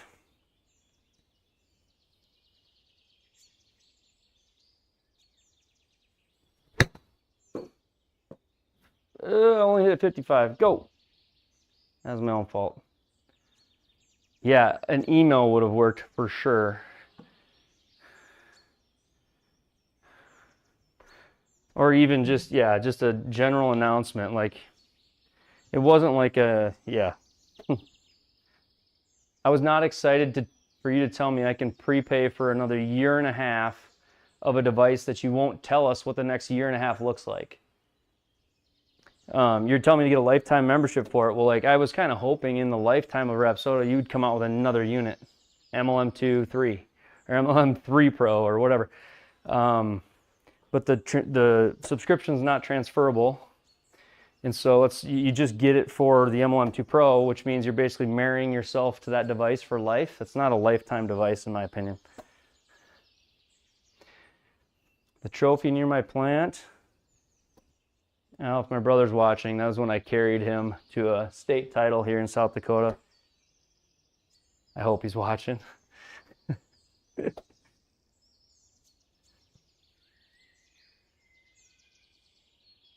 Let's see here, 15.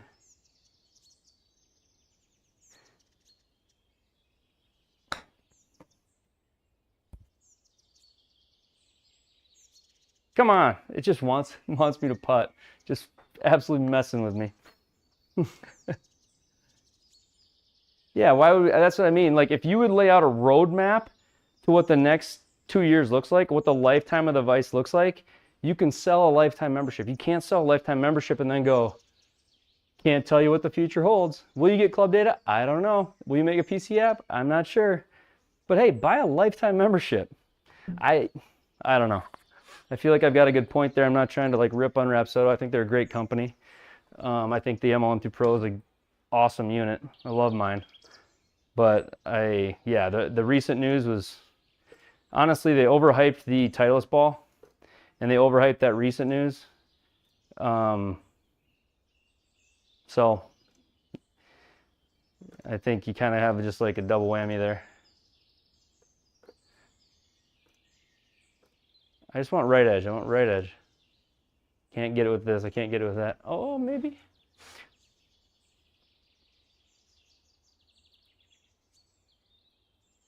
I bought it. I bought the lifetime.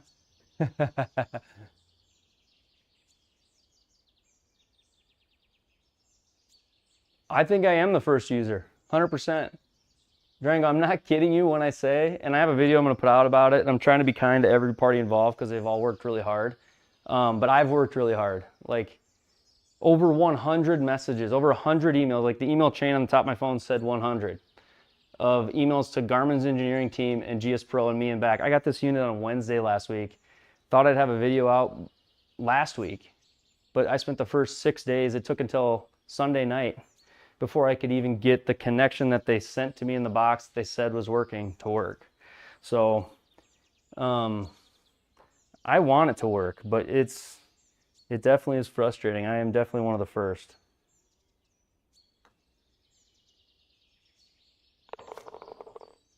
Yes.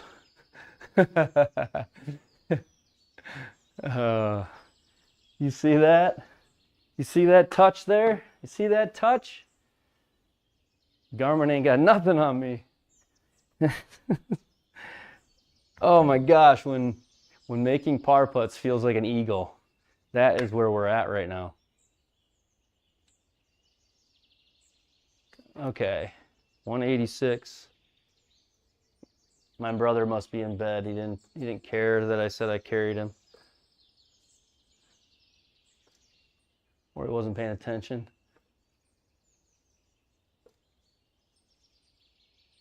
Being the course and Garmin. 3 years left, not in a sim. Using all my money to go play real life dream course. I don't know if you're being serious or not, PDM. We did miss you, Stu. We did miss you. All right, over under on whether this reads or not. What do you guys think? I think because it's an iron, it's going to read. I think because the ball's on the ground, it's going to read. They were asking about what that trophy back there is, Ian. That was when I carried you to a state title I was explaining. So, back is still sore.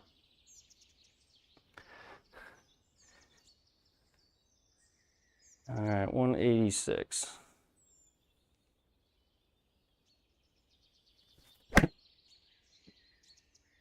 Chunky left. True, he says. Yeah, thanks. It was actually like a perfect storm. So that trophy is the state adult junior. My younger brother, who's like 10 times the player I ever am or was and is, was a junior at he's 8 years younger. So you got to be over 25 and you got to be under 18. I think he was 17. I think I was 25. And at 25, I was probably playing some of my best golf, and he was playing some of his best golf. So he was like the oldest a junior could be. I was the youngest adult could be. And you just got to be family to play that event in South Dakota. So we won the adult junior years, long time ago. 2012 state adult junior. Let's see here. It's 54. What's my feel on this, Stu? What do I got to feel like I'm putting this thing, huh? Sean, can you help Stu out? What do I got to putt this? 54, uphill 8, 62. Close my eyes. Oh, come on. Get in the hole.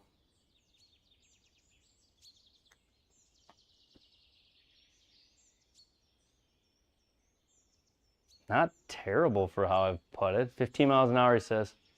What was that? 11.1. 15 miles an hour. Oh, come on. I feel like I'm getting these 10 footers down a little bit at least. At least my speed. I've been off online a little bit, but.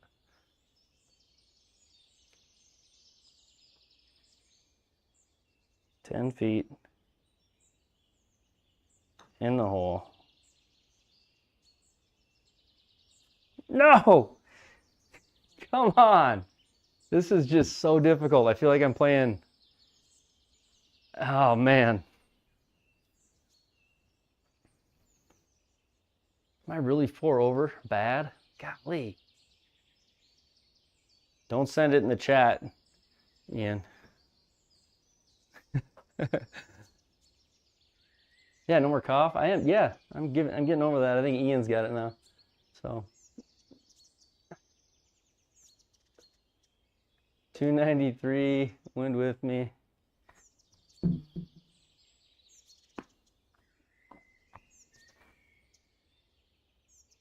And I'm using regular tees now. There's like, I'm gonna have white tees all over my sim. Okay, it says green. It says it's ready.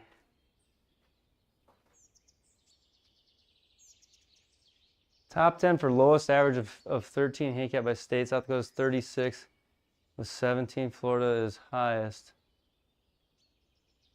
Huh, interesting.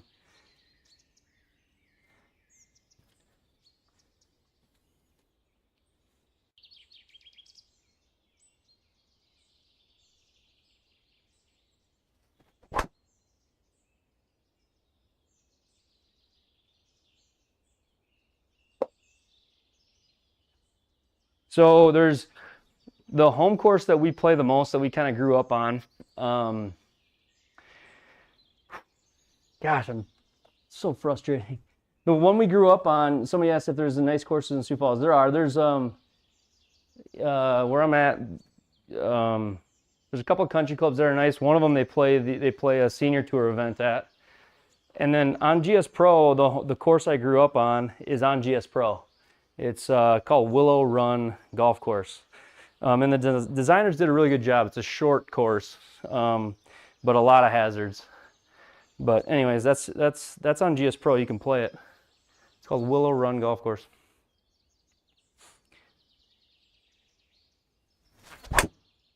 That was an angry swing. Did I get any ball speed there? No. Just tired of having to swing the driver twice. It takes so much energy to swing driver. But yeah, we've got nice golf. We've got good golf around here. I mean, nothing like a lot of the bigger cities, but it does. SGT keeps track of sim course records. So if you log into your SGT profile, top right it'll tell you how many course records you have, how many tournament records you have. I think I have 0 and 0. So, but it does on the SGT. So if you're a member of that, it'll keep track. I don't know if GSPro does. Because guys, I don't know if they can keep track whether guys use mulligans. They can't really control the course settings. Unless you're on SGT, then the course settings are all controlled by the Sim Golf Tour.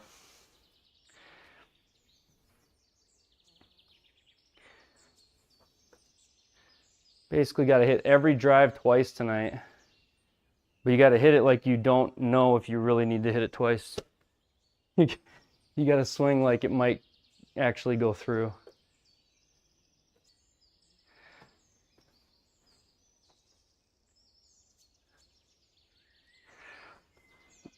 Okay, 133.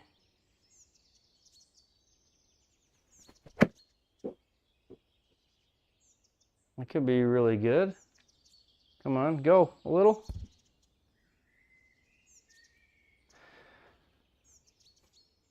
All right.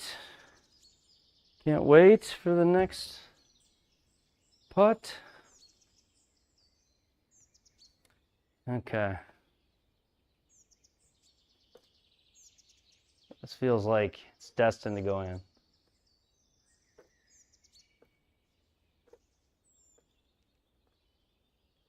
I just want a touch. I wish, okay.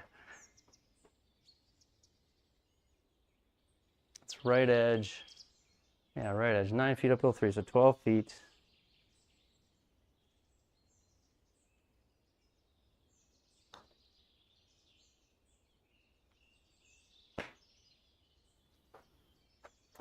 And we will try again, folks. Oh, goodness gracious.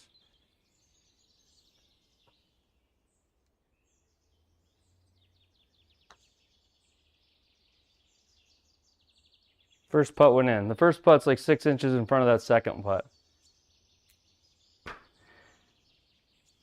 Bah!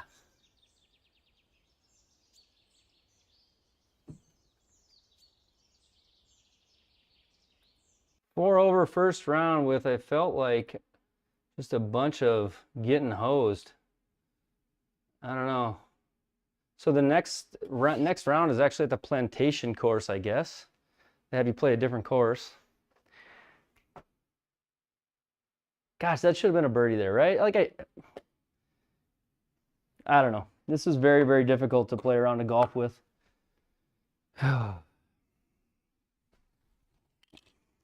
Very, very difficult.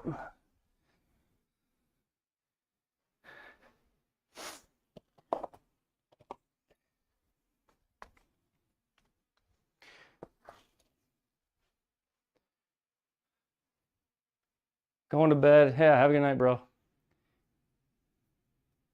Which sim is it? This is, go back to Old Faithful. So I switch back to webcam putting and the MLM.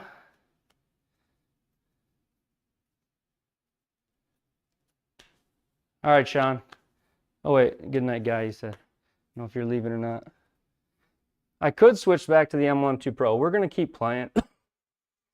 We're going to finish it out with this. Last night when I switched back, there was something up with the way the connector worked where I had to mess with webcam putting. It took me like forever to get it all switched.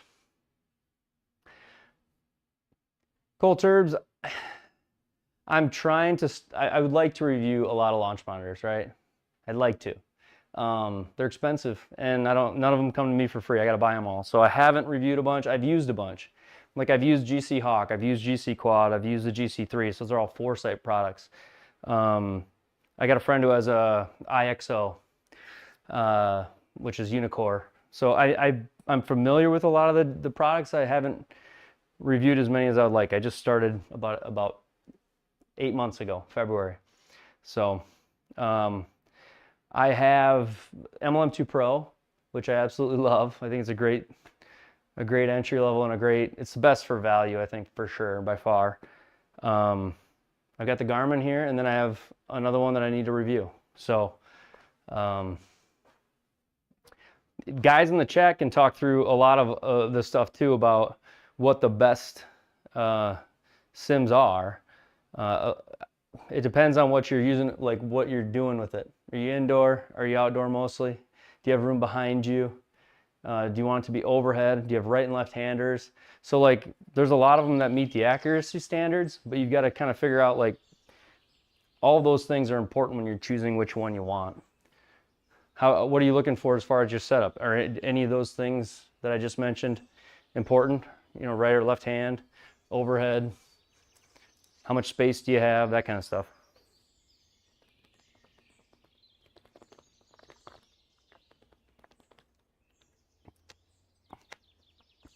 $4:20 in the afternoon. 4:20, Bob. Yeah, you guys are Sydney. It's 4:20 in the afternoon in Sydney. Why did I think you guys were? I thought you guys were. Let's see here. I thought you were like 14 and a half hours in front of me. Maybe that's a different part of Australia. For some reason I was thinking it was like 2 o'clock there, but that might be somewhere else.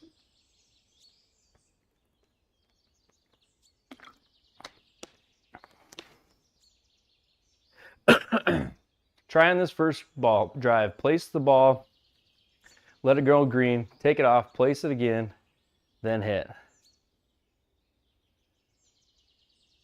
Could it be misreading because you're using the Rapsodo balls? You know what? Let's play this entire round without the Rapsodo balls. I like that. That's what I mean. I like that. I'm gonna grab some different golf balls here. We'll play with. Got all the black dots on. I don't think so because it's just happening on tee shots. So I don't think that's the case. But doesn't hurt.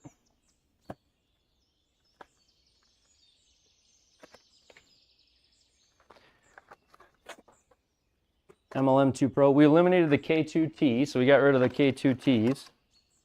I don't think it's any of those things necessarily. I think it's something with the launch monitor and the way it's viewing the ball. So you want me to, Sean, you're saying Take it off and put it back down. Let it go green, and then go.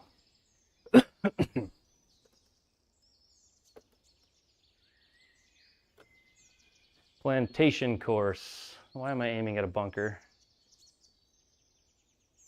Okay. OG Skystrap, yeah, face data.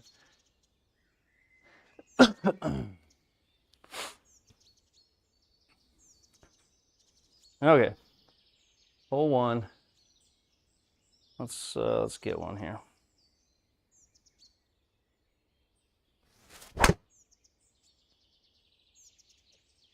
Just don't go in the water. That thing's snap buoy. Get past that tree. Ooh, right between. We've got an alley. So much ball speed, so little spin, way off axis. That was a bad. So on here, path, club path, into out, face to path, 5 degrees closed. So that's what causes that. Really, really shut face. Darker color tee, see the one that's white. I have black tees here too. Let's try that. But my tee I was using before, we were using black K2 tee. We thought maybe the string or the tee, I don't know. Trying to give Garmin all the benefit of the doubt here.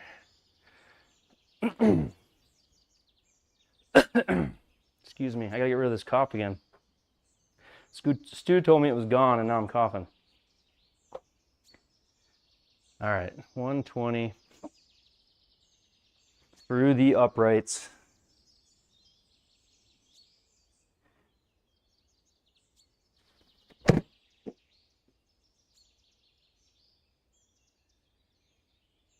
Get up. There we go. Field goal, yeah. Where's Pat McAfee? That ball is good.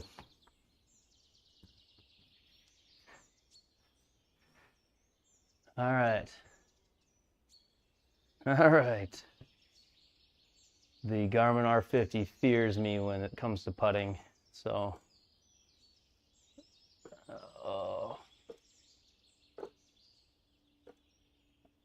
I gotta fine tune this touch thing because I cannot do little movements very well. We're gonna go there. Yeah, all right. Thanks, Stu. All right, second beauty shot in a row here. Ready? 8'10".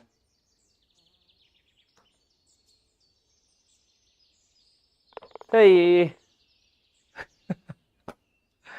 Yes! Oh, it's been so long. It's been so long.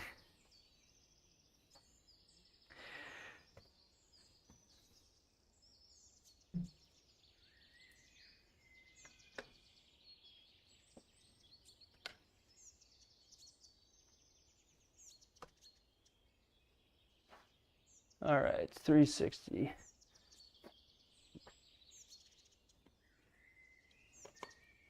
I can't use this tee.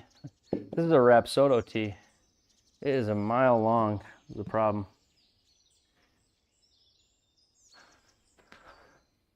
Look under 5 miles an hour. Steven Olson, I think it's just a connector software issue. Like as in an issue with the connector or issue with, which one? Issue with the connector or software on the Garmin?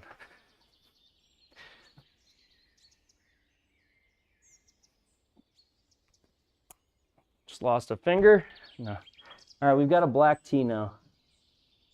See if that'll help. All the things. We got a new ball. We got a black tee. This better go in.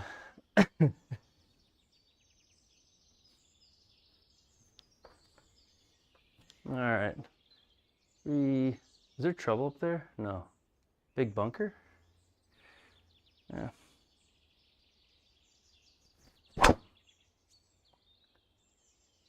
Oh man, that was murdered. This tee almost broke my projector. Holy cow. All right. Oh.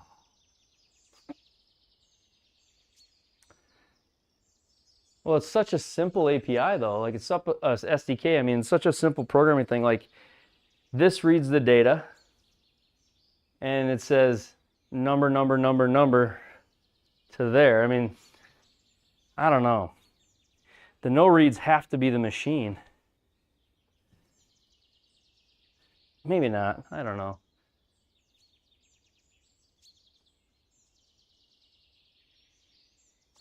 I pulled it. The first one was just murdered. Second one's in trouble. Why do I gotta hit it good 2 times every hole? Tired of it. All right.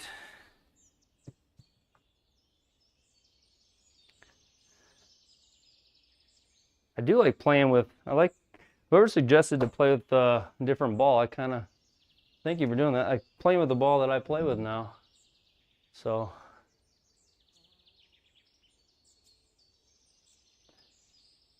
I read everything fine on the range though. Yeah, it seems to. You're right. It's a good point.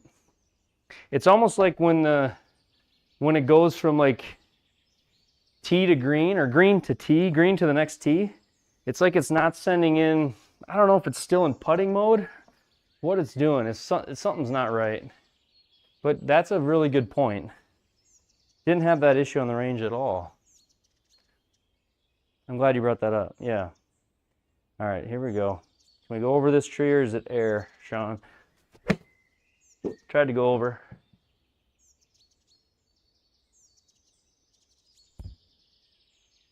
Hey!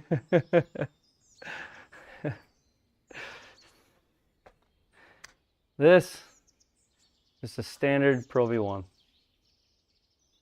Standard Pro V1.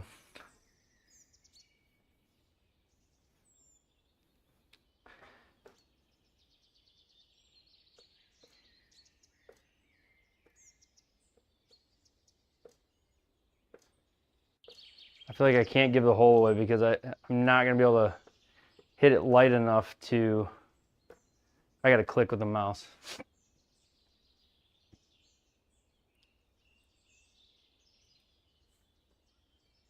I'm not going to be able to putt it soft enough to.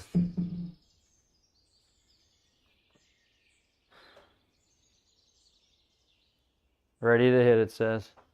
We will see if you're ready to hit.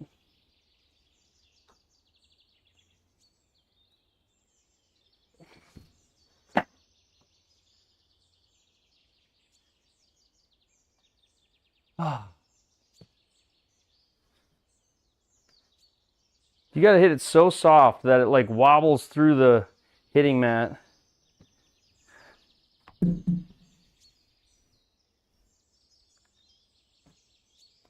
Wow.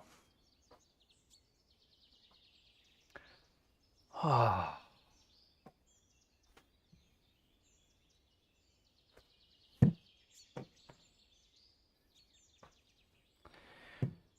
Woo! We're having fun. We're having fun. All right, 213. There's no way there's no way I push that 2 degrees to the right or hit it 4 miles an hour. Whatever. Don't care.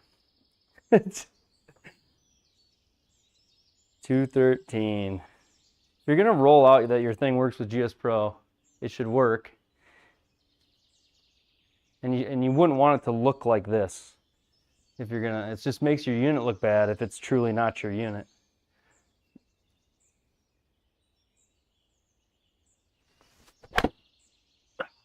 Too frustrated. Come on, man.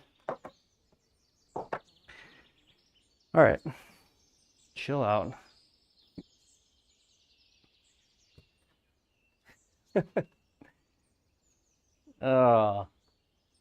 Here we go. That is such a terrible swing. Just too frustrated right now.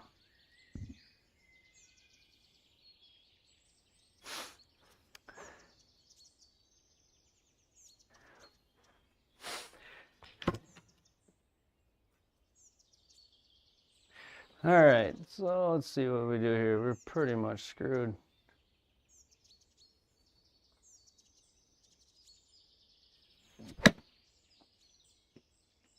Get through it. That was in honor of Sean. Come on, baby.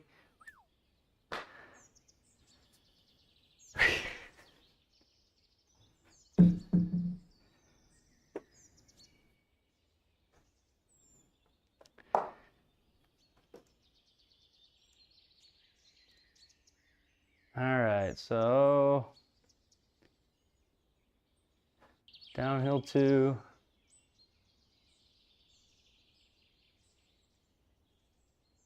It's about as good at reading putts and shots as a washer and dryer is. I'll tell you that.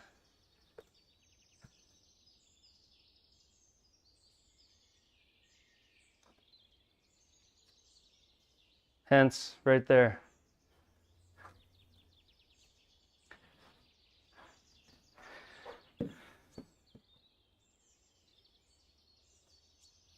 I had to hit 2 tee shots this hole, and this is my second time putting, so.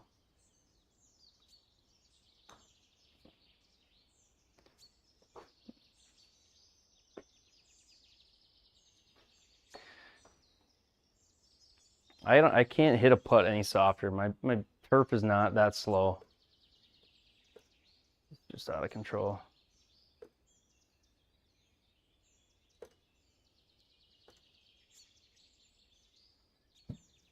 Okay, come on, let's make this. Woo!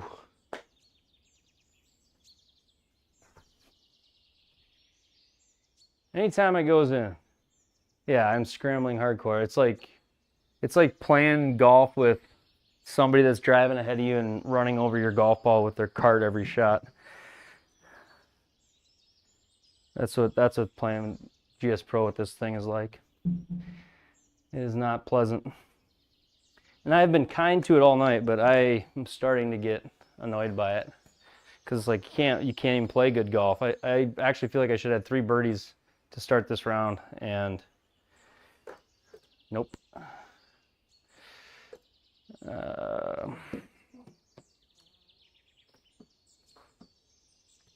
Okay, let's try to make some birdies again. Here we go.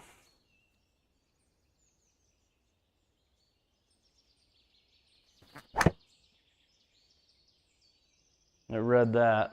That was terrible. Stay there. What did it read?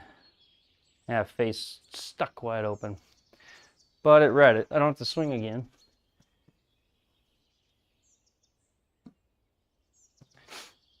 Okay.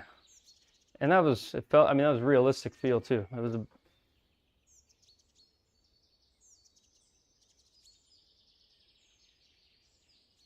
move the ball.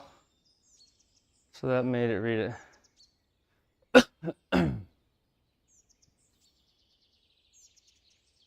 What do you mean? What do you mean? Okay, I don't know what you mean by that, but I'm gonna go with that.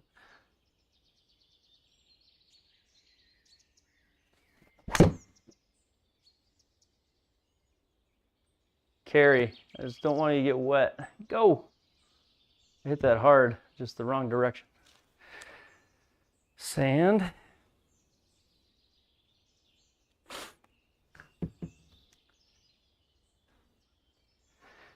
Okay.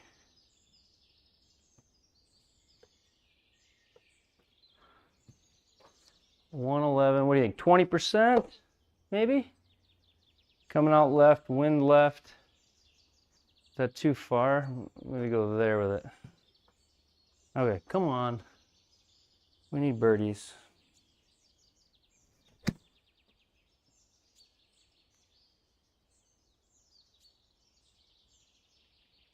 Sit there. Sit.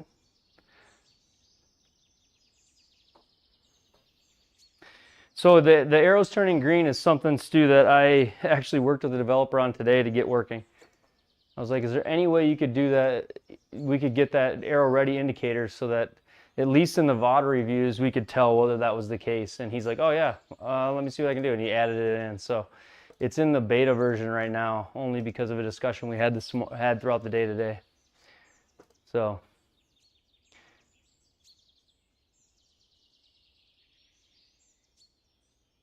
Yeah, the closer to your feet, then you move it closer to the monitor after a few seconds for it to read your tee shot. I'll have to look at it, yeah.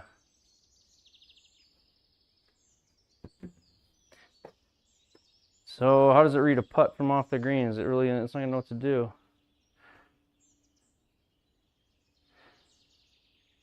Yeah, and so like this is, the hitting area is like a triangle, but I'm trying to make sure it's like in the dead center of it to give it the best chance at being read versus like, you know, towards either one of the edges of it. So 18 feet, uphill 2. We have putter selected.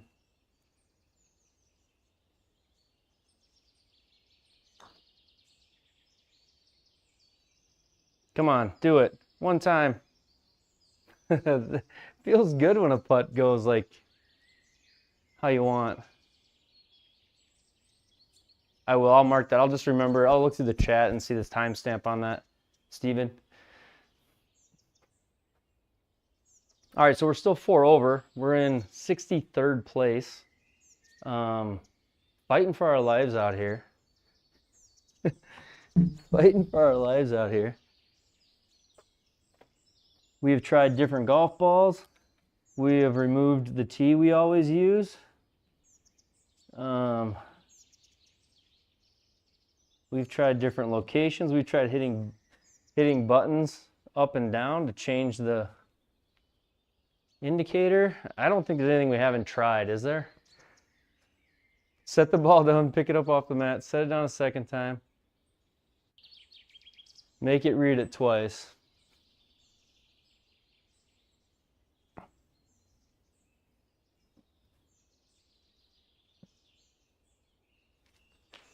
All right, 3 times the lady.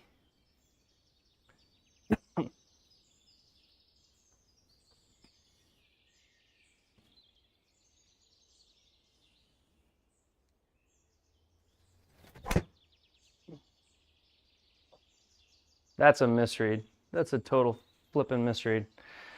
I hate to be a whiner, but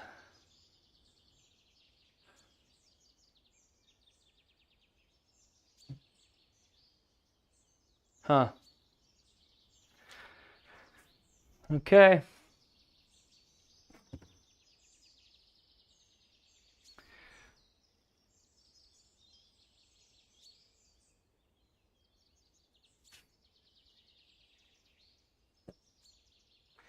All right, whatever you say.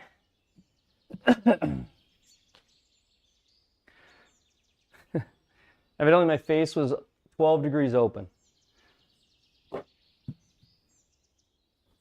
Ah, oh, God, darn it.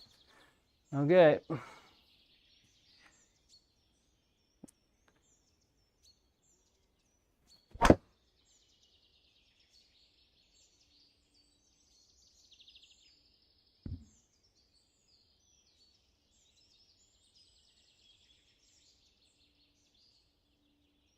Can the R50 use anytime or remote?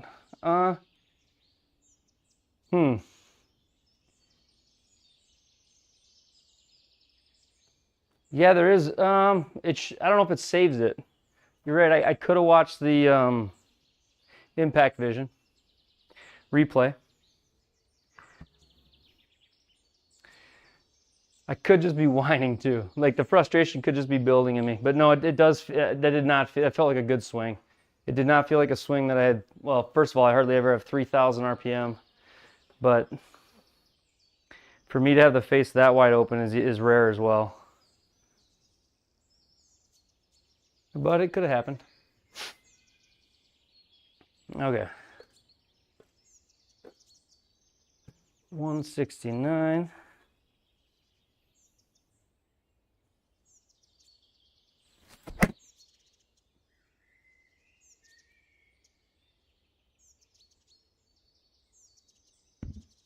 Felt just like that. Video on the projector from the Garmin. What you're seeing here, this is GSPro that I'm playing. Catch up with these quick. So just finish watching your vids. Can you use any type of remote? I don't think so. No remote. Something is reset between shots. You can move it in until the arrow is green, then move it out, no longer reads, and move it in again. Yeah.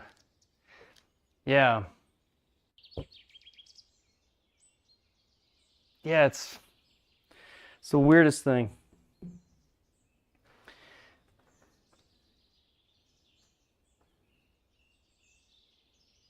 I guess I could play some Home T Hero and see if it does anything in that side of things. 20 yards.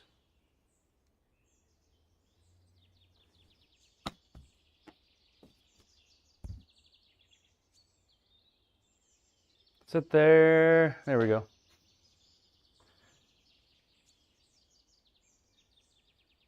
It could be Durango. I mean, it could be, but I don't get why it's reading the second teed shot. You know, it's only happening right after I finish a hole. So I finish a hole, go to the tee box, misread. Then I put another tee down, reads it. So it's like it feels like it's something about the transition between the holes, between the shots.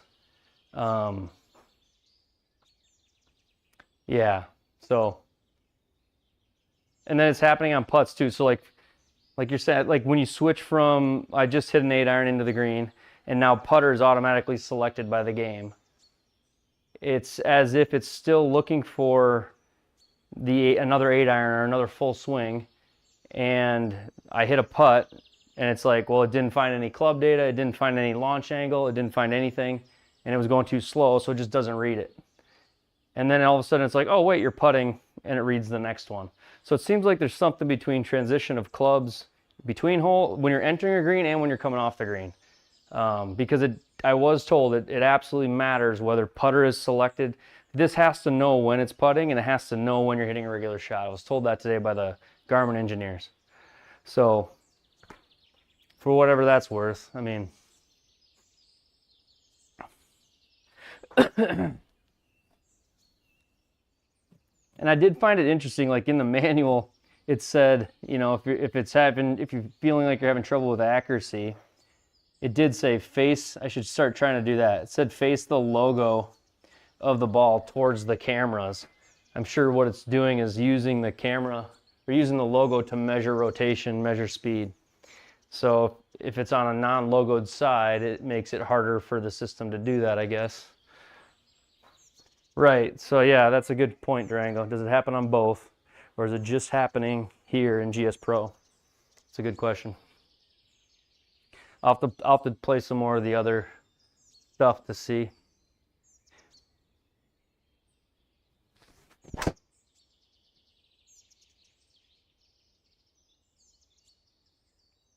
feel like I'm getting some right bias. Hit a tree trunk and kick out. Don't go behind it. I don't think anyone else in the world is playing GSPro, Stu. I think it's just me. Because they haven't had it working. They haven't had it working. I don't even know that they've really announced it, you know. Worked again when it's reset on tee. Yeah. Maybe you're onto something there. I think you probably are. What do we got here? 118. Don't really have a shot here. Not a great one anyways. We're not totally cut off, but we'll hit this. Start facing the logo towards the launch monitor every time. If I gotta do that, that's gonna be a pain in the ass too. Watch video, check face. Hey, thank you. Actually, I should just put impact video up. I mean, what's the point of having the club data up?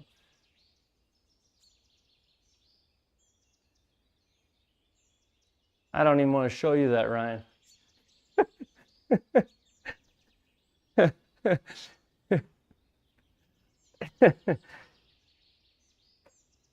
Who watches impact videos anyway? I wish I could show this on stream. All right, it's maybe a little open.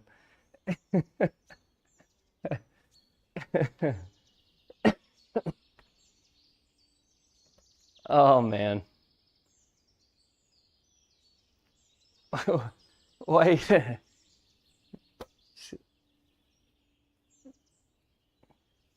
Ah, there's proof now. I can't just complain about it. Oh. All right. Fair enough. I just did, Steven. Yeah, it's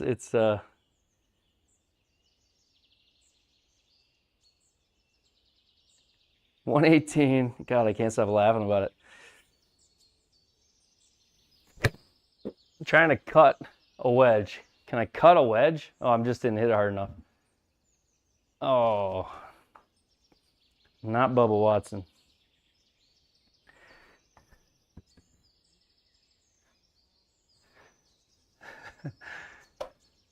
Hey, thanks, Golf Kata. Appreciate it. If we get this thing dialed in, it would help a ton. All right, 22.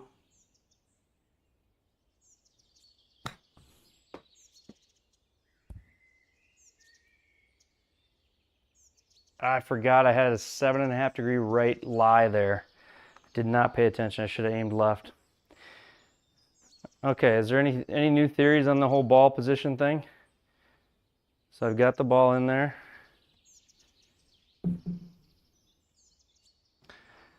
Watch replay of face. Yeah. Might have been a little open. I wish I could go back and watch the one I hit out of bounds. I'm sure it would just confirm that, yes, the face was wide open.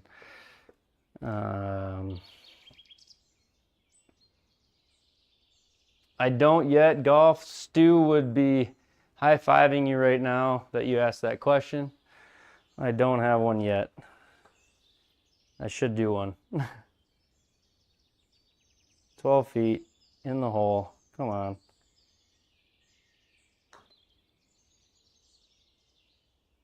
No! How is that 5 degrees left launch? Can I get a video replay on that, boys? Is that 5 degrees left launch? I wonder if I can see the video of the putter on here. Nope.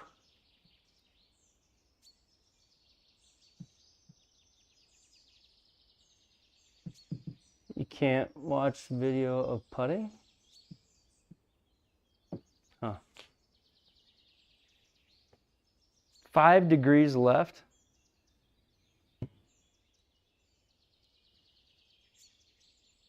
Yeah, you're my guy. Yeah, he's been begging for one.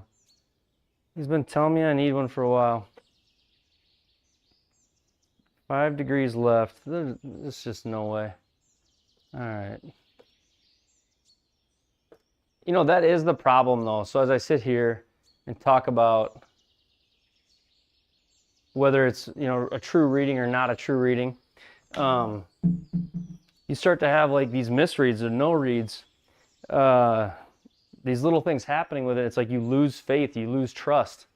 So it's just, now all of a sudden it's becoming an excuse for me. I'm just blaming it so that my ego can stay safe, I guess. So it's just like you want something consistent that you can trust. It's frustrating. All right, here we go.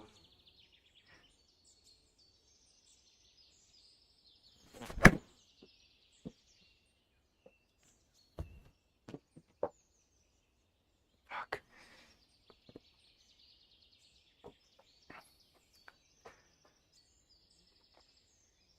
All right, we'll do it again.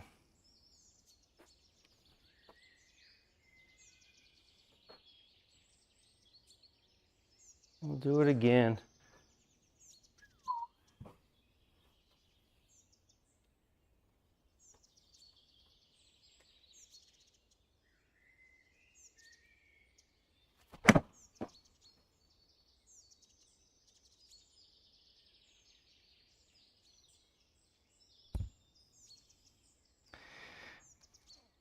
Yeah.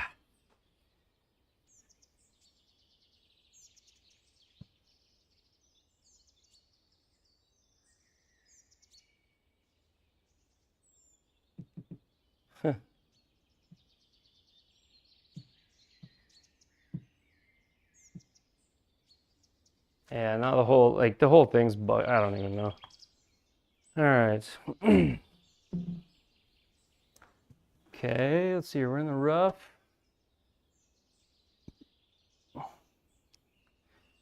Shuffle the ball around in the circle. But and then you have like that one tee box where when I did that, it counted as a shot on the tee box. All right, let's see here, 8. Just a little chipperoo. Downhill 1 foot, oh my goodness.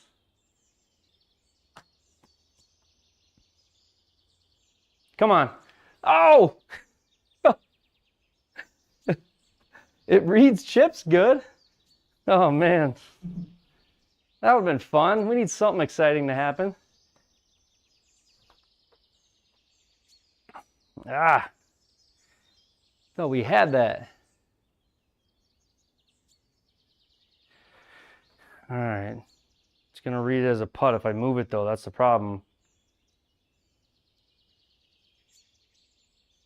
Okay.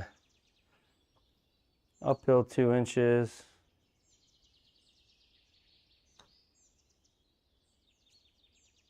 Hey.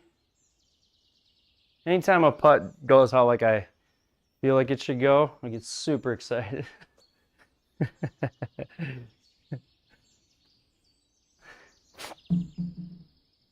The entire screen of the machine is grayed out right now.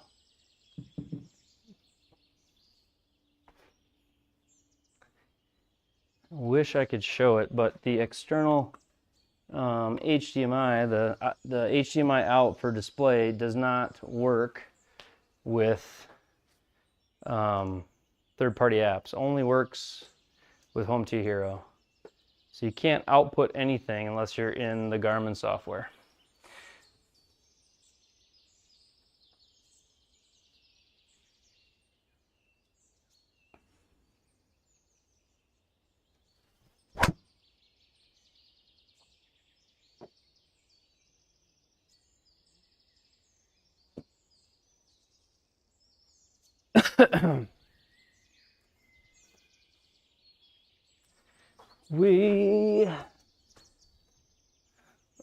A lot of drivers in the night. You hit a lot of drivers.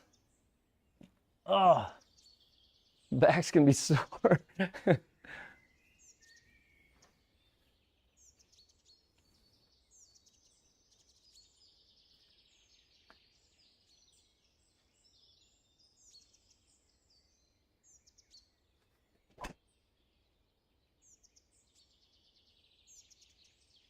That was a tired swing. I did not hit it well, but it's gonna work. I can't get to the replays at all. The screen's grayed out. I can see the screen, but so like the button that would allow you to change the views is grayed out because I hit it while I was in putting mode. Can't change the views in putting mode. Well, just because I hit it one time, now it's permanently grayed out. So that's a good point. I'm going to switch from no face data to just ball data only and see if it rejuvenates the screen. It didn't. Okay, what if I unplug HDMI out? It's not going anywhere anyway.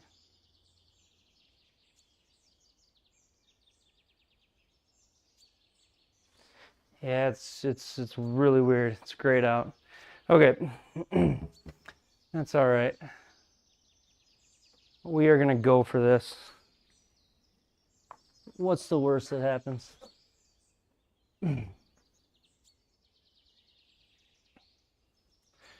What's the worst that happens? This could be good. Probably need to reboot the R50. Oh, goodness gracious. In the middle of a round? Let's see here. You're probably not wrong, though.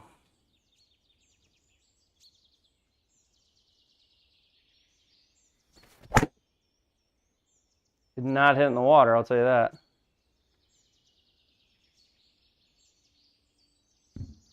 Ooh, so lucky. That was 2 inches from cart path onto the next fairway. You don't just get unlucky, I guess. Sometimes you get lucky. I mean, I guess I could reboot the R50, right? And it would still, yeah, it would just hook back into the connector. But everything's still on, all the displays working, but it's like lightly grayed out as if you have a menu open, but no menu is open. All because I tried to hit the menu button while it was in the putting screen or the putting mode. Okay, so that's in like a little bowl. Is that gonna run into the water?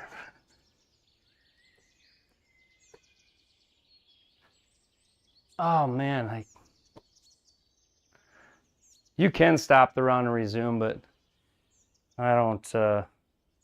I want to get the round. I want to finish this week's round. Let's see here, 60.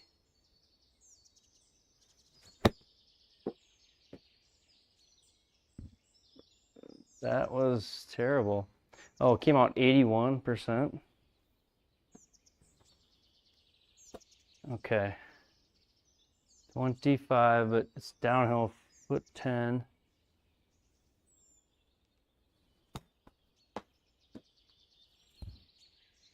Go in. Oh!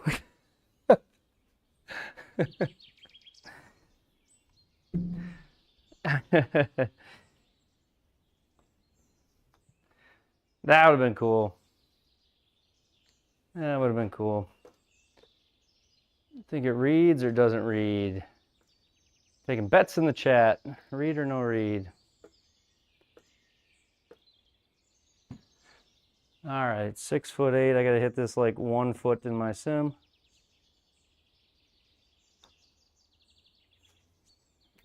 Yes.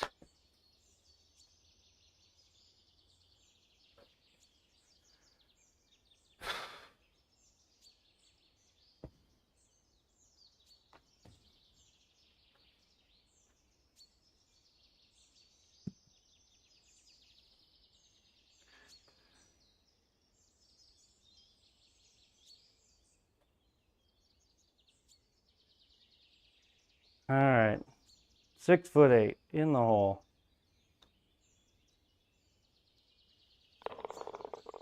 Par, baby.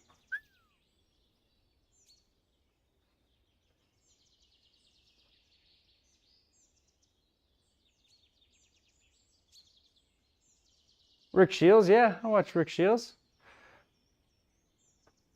I watch like all the different YouTube, content golfers. They're all fun to watch.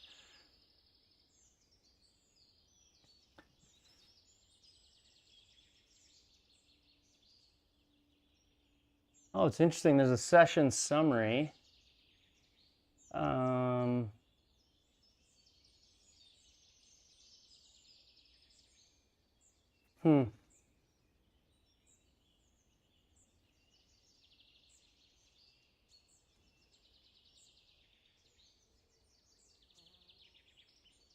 There's a session summary that shows all the shots in there.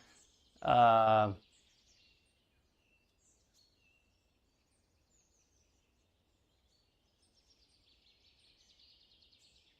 many shots I hit in the last hole? Drive, 3-wood, wedge, putt. Okay, so yeah, none of it, they aren't inside of the session summary. There's not like an extra shot sitting in there that didn't get sent to GSPro or anything. But there is a session summary in a log on there. So you're saying if I just pick it up and set it down, pick it up and set it down, that's kind of been my ticket.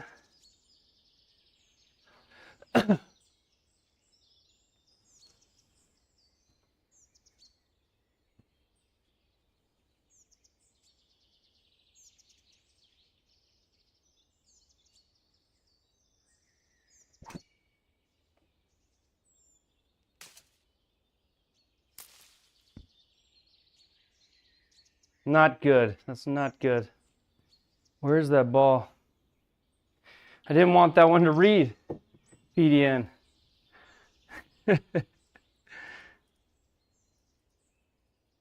No. Where's the ball? In the tree? It's in the tree, isn't it?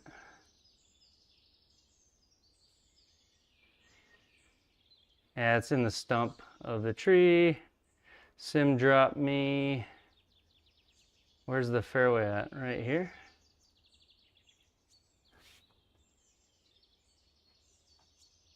All right. Okay, so you're saying it's just about picking the ball up, resetting it, picking the ball up, resetting it. That's the ticket. I think that's the diagnosis we've come up with.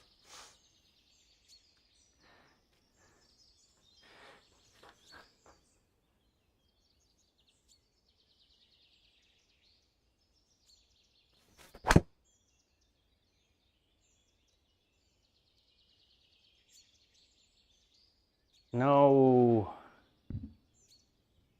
I didn't even... Why does it do that? It aims you at the intermediate marker in the fairway, which is nowhere online. I guess I gotta change that, don't I? 45 yards.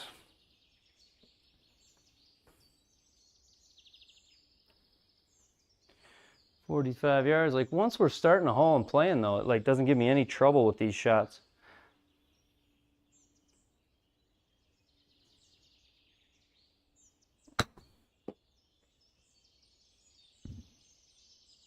Go.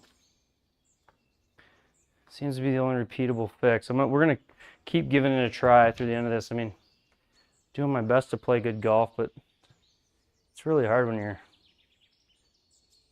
frustrated to play good golf. Okay, come on. I need a chip in or something here.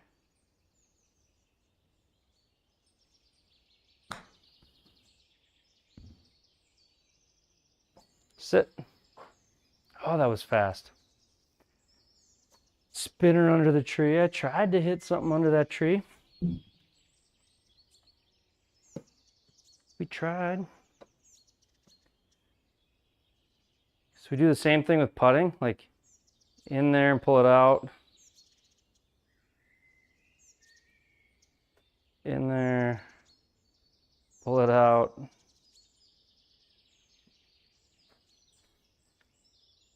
I'll be honest, that's a pain in the ass to have to do that, but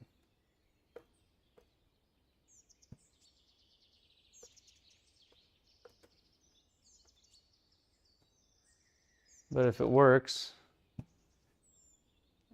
9'1".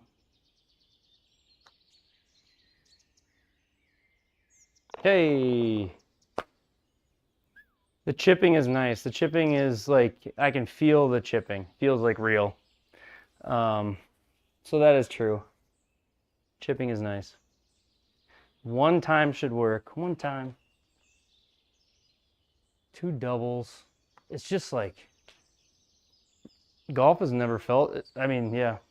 I thought a device like this would make, would actually like save me a couple shots over the MLM. I always thought the MLM cost me shots at times.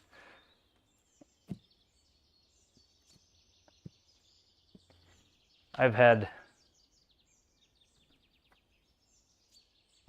10 times the no reads on this device as I have the MLM2 Pro. At least 10 times.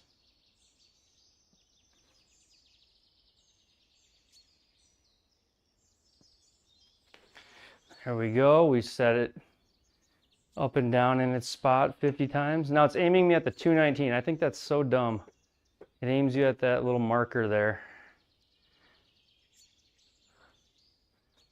This is a dumb shot for me to hit, but we're 5 over. Well, let's have some fun.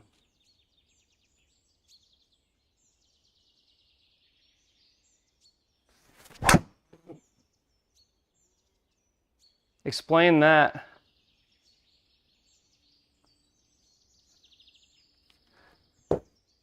It just counted that as a putt. It woo!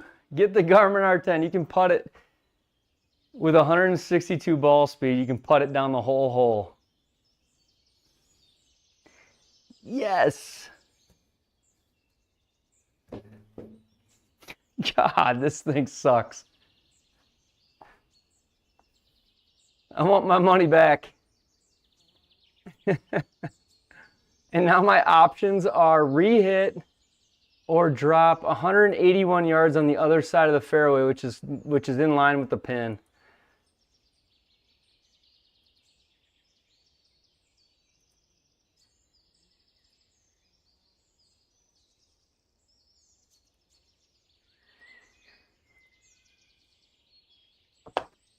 All right, we got 180. This thing's a piece of shit.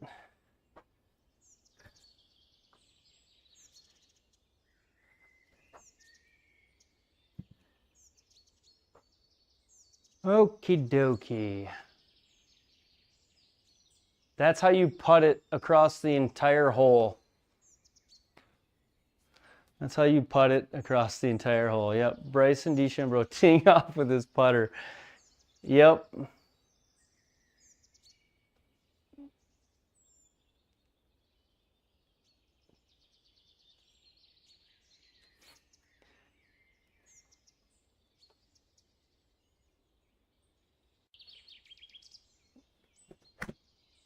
I can't even swing.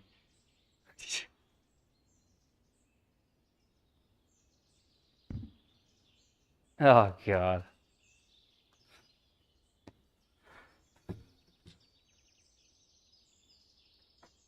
All right, this one, we still got PDN in the chat?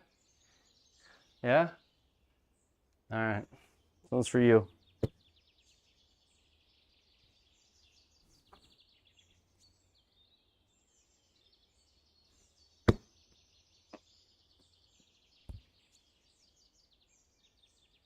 Let's go. The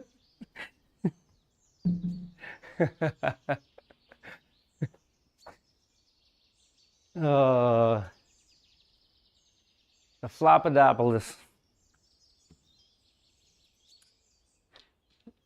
Oh, man.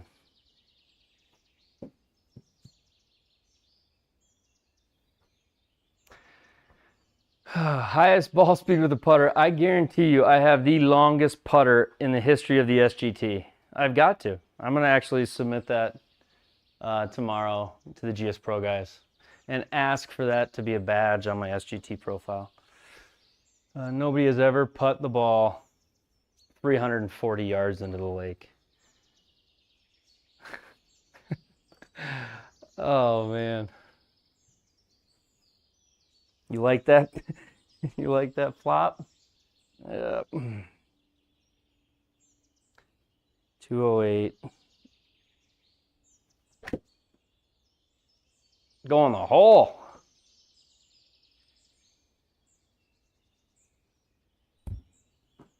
Kinda.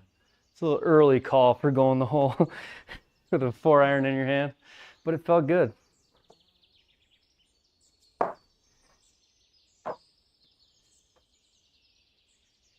All right, in the circle, out of the circle, in the circle. Well, it's like a triangle, but in the triangle, out of the triangle. It's gonna hit a putt for me one of these times. 7 times a lady, we got it.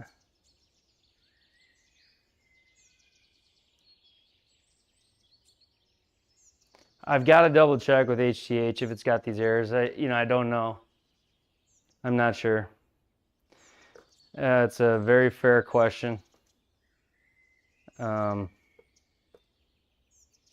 It could have these errors, and HTH could hide them too. You know, like if you're the software developer or the builder, and you have you set parameters, you could say it's kind of like how they have aimbot, aimbot built into games to make people's aim better than it actually is. Not the aimbot cheat, but they could program in the outliers to be ignored, like that putt.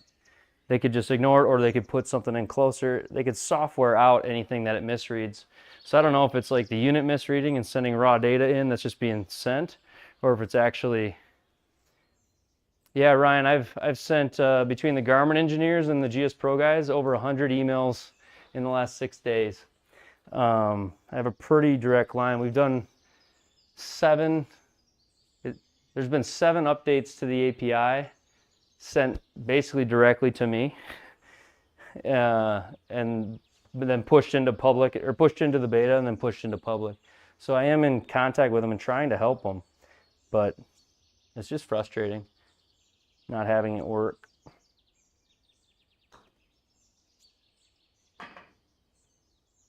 Come on, do it one time.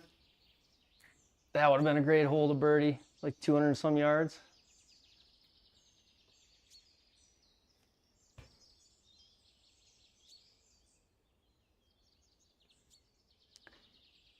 Well, I do remember, you know, that is true, Durango, but they were sent with the GSPro connector built into them.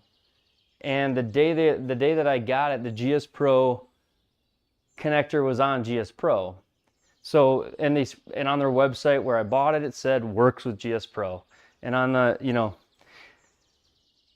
so yeah, I do get it. I think it was sold as it works. And then it was later backtracked in videos this throughout this week, where creators were putting out, it looks like the ones that were getting free units were then putting out videos this week saying that functionality to come, almost as if, you know, it was like, hey, we need to let people know that it's to come. But it's, I mean, I get it. It's new software. I'm not saying that it's that easy to do, but this is a bad look though. You'd want, when people are in GSPro, for it to,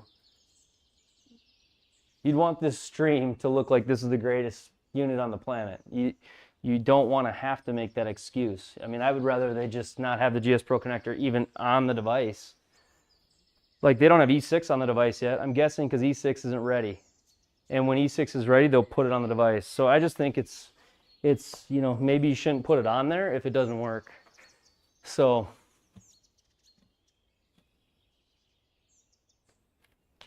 you're right, I am the non-paid beta tester. You're exactly right.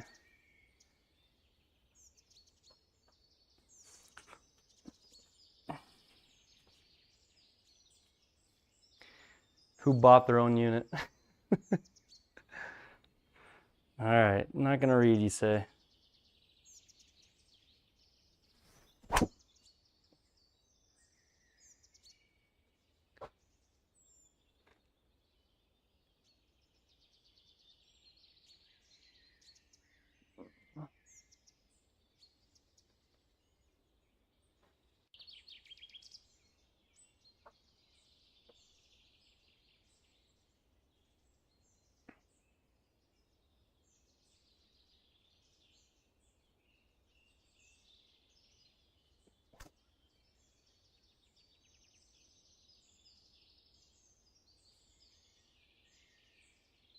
It.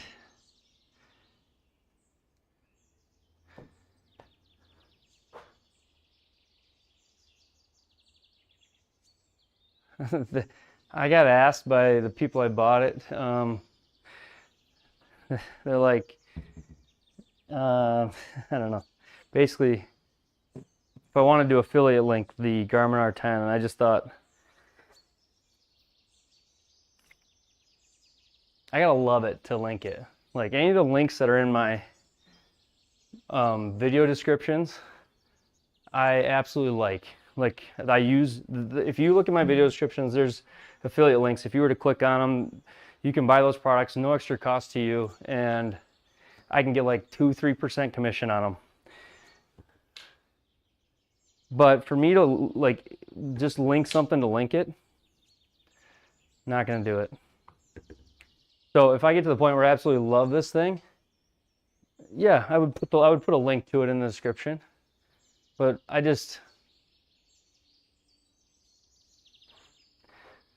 can't, like, yeah, I'm not gonna link this and then have somebody go and buy it because I told them to and feel like this alone at home in their sim. Because this is frustrating.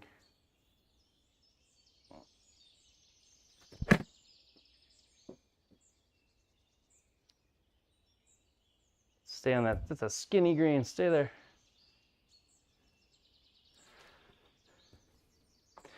Yeah, so if you look in this video, there'll be,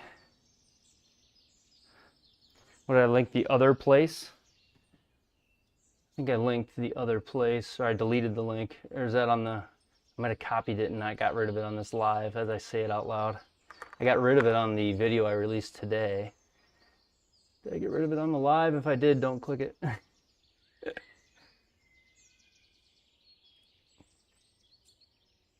I gotta check now that I say that. It makes me worry. Let me look here.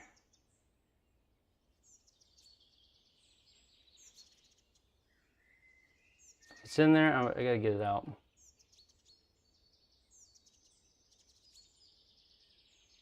Okay, yeah, it's not in there. How about in my live though? Is it in my live?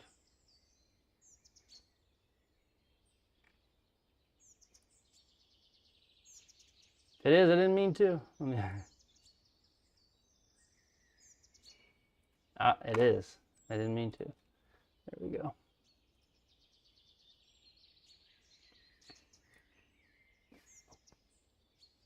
All right. But yeah, like in my review video today, I took it out. But usually most things that I do purchase myself, I will put the link in, especially if I like it.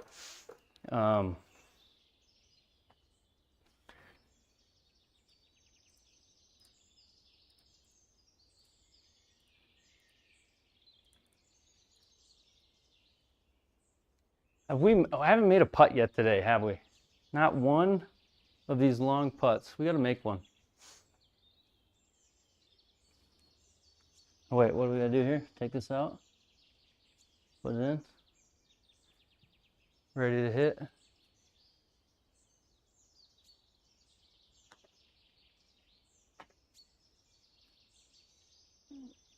Speed, I'm getting better at the speed part of it.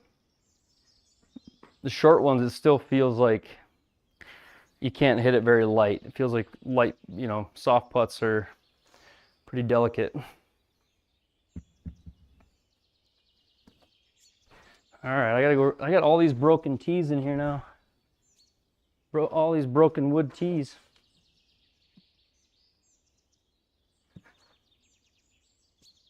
So put it in there. Take it out. Put it in there. And we should have something.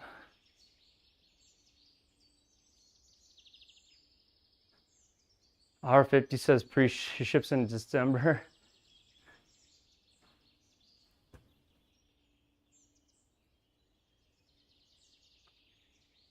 I hope they'll fix it, but I mean, I imagine they will. Like, I'm sure you're right. Like, it's not that easy to launch new products. I get it. But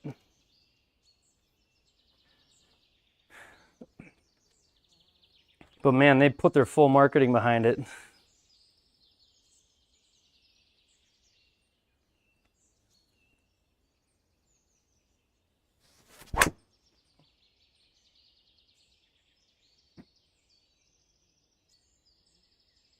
Hang on, stay there.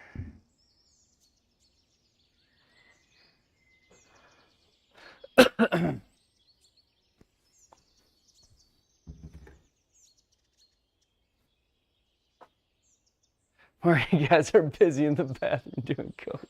Is that right?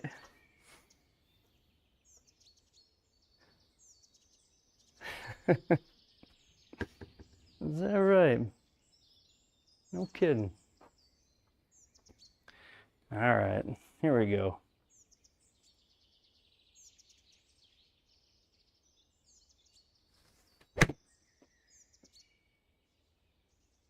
Not the shot I was trying to hit.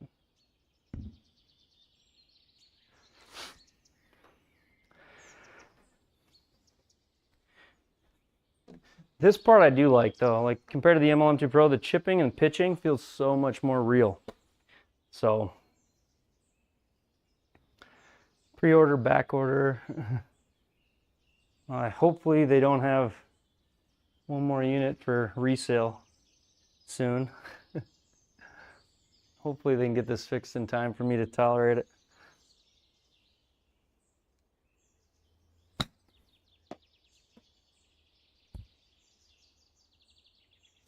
Like, I love that. I love being able to feel chip shots on a camera-based unit. That's so much harder on the MLM2 Pro.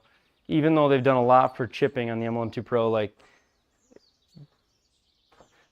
night and day difference on chipping and on like pitching and chipping, on the accuracy of it, the feel of it. Part of me wishes I could use this just for chipping. Using my MLM2 Pro for everything else.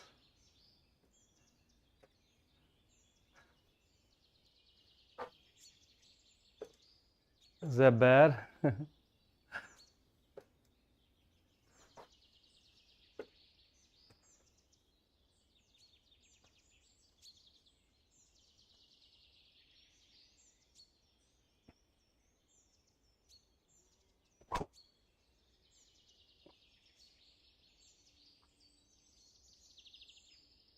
There we go.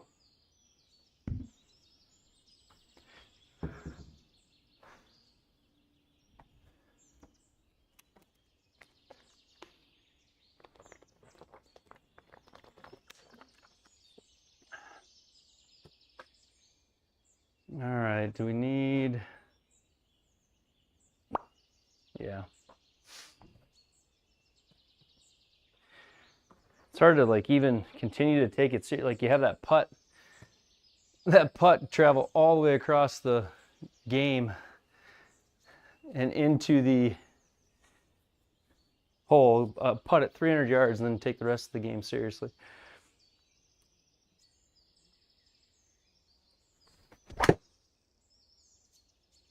Thanks, Nolsey. I hope that one's good too. Come on, cut a little more. See, that had to be a no read. Like, look at that. Do I really hit something with 0 side spin and 0 spin access? I don't know about that. Maybe I am that good.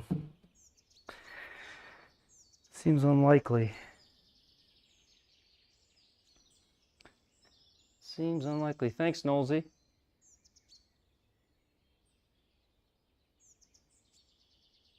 See this being worth it as a creator for club face and production value. If you can show club face, slow-mo replay on screen.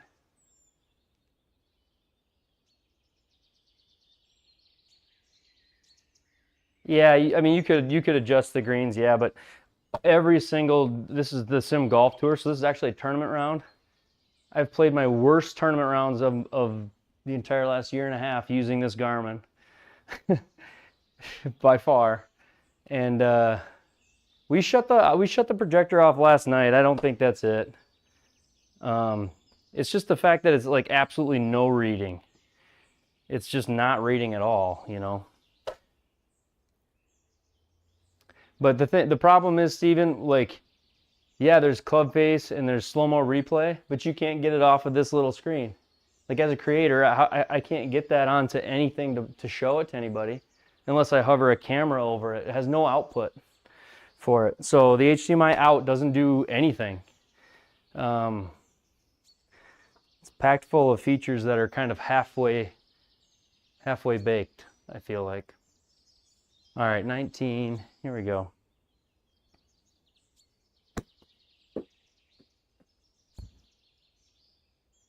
Roll, roll, roll. Go, go, go, go, go, go. Oh, there we go. Birdie, birdie. We have not had many of those. Yeah, you can't change the stimp in the Sim Golf Tour, so it's like prefixed. I don't know if I answered that already. I can't remember now.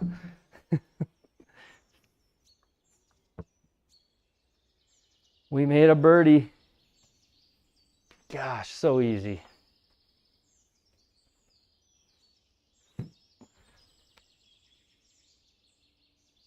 Okay, so we're lifting it up, setting it down. Boom. Take that. Okay. I should not chop up my video for their review this time. I should just make them watch the entire 3 hours.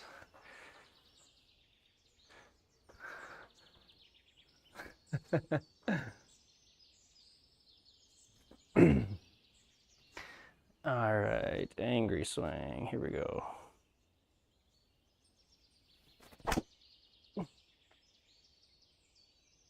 Oh, go.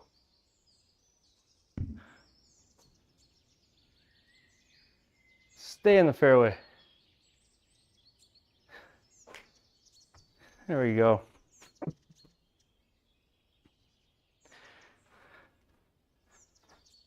I requested the HDMI out. I told the GSPro guys about it, and they've mentioned it to the Garmin engineering team about enabling the output while the third-party apps are on, because you have the output options when you're in the Home T Hero, but you don't have it in the third-party apps. So they did say that they had mentioned it, like passed it on, mentioned it to the engineering team at Garmin. Thanks, Steven. 33. 33. It's 33, right? It's 35. Sit.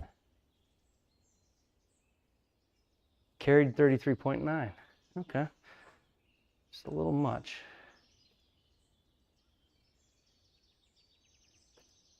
I wonder what my longest putt has been. Could this be it? We could do it right here. Oh. We gotta fake it out if we want to be able to putt.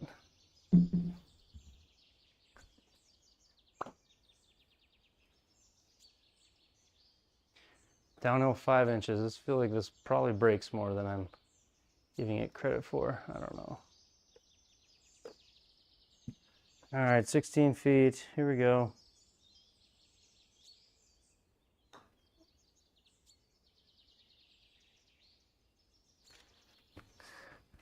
How is that 4 miles an hour? Man.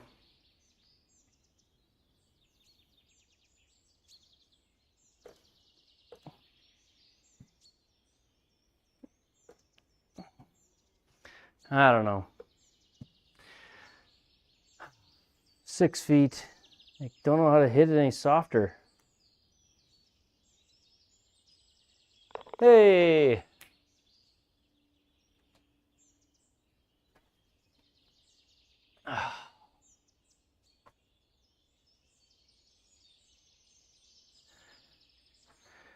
Yeah. I know, I'm having a hard, I just like cannot, like if I hit this as soft as I can hit it, I don't have that slow of stimp carpet. This is supposed to be a 10 stimp turf, but it makes it seem like it's shag carpet.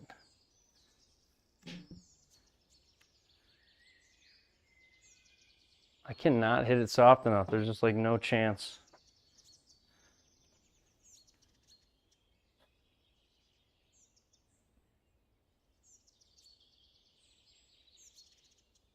Making birdies is impossible on the Garmin R10.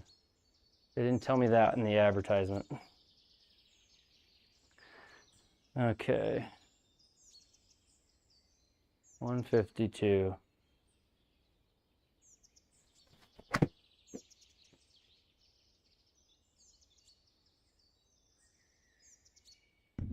Ah! Little pull. A little bit of a pull. All right, PDN, should we flop it? Guess I got a 9-degree right lie. We flop this thing up. Or should I actually try to hit a good one? Yeah, we'll do both. We'll flop it and hit a good one.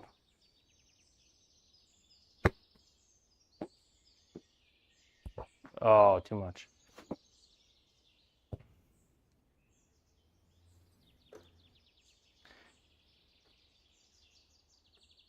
Three is supposed to be halfway to the hole. It's more than halfway and downhill. Yeah. Yeah, you're right. I just cannot hit it soft enough. My feel sucks. But I mean, like when a 5-foot putt is hitting a putt in my room to here, like it's not enjoyable. I don't know if that's real, if that's what every launch monitor would be. Tempted to go get one of my buddies. Actually, I have this. I should try. I have another one I can try. But like this, I'm not really a fan of hitting it 4 feet in my sim room and having it go 17 feet.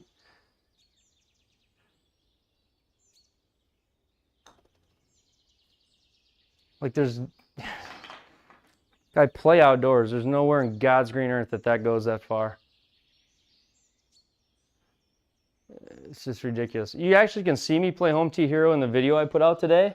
And there's a 16-footer and I smack it. And it like felt like a 16-foot putt in here. It felt like normal. It would have gone like 50 in GSPro. But if you watch me hit it on the second hole or first hole at Pebble Beach in my video that I just put out, I absolutely smacked the putt. It was the first time it's the only time I putted in Home Tee Hero. And I made that before I ever played GSPro. And so then I got into GSPro, I was actually kind of shocked how fast the putting was. But it's the reading, it's sending that reading into GSPro. It's reading it on the screen here, 5.4. It's not, GSPro shouldn't have anything to do with what it reads. And I had the Home Tee Hero stimp set at 11 when I made the video.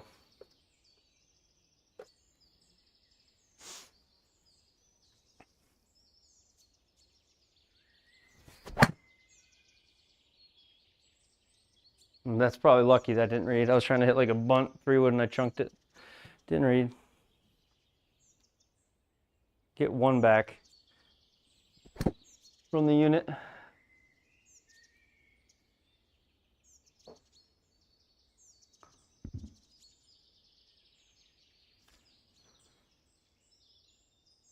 $106.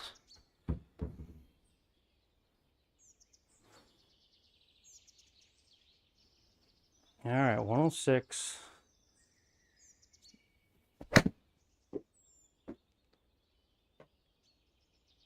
Go a little.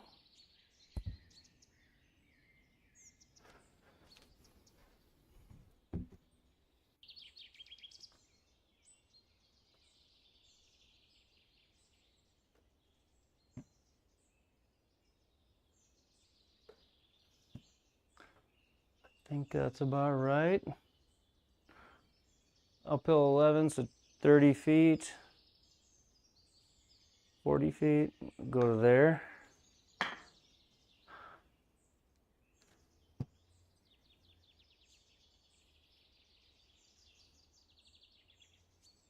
$11 feet, means I gotta hit like 3 in the sim. There we go. Bogey, ah.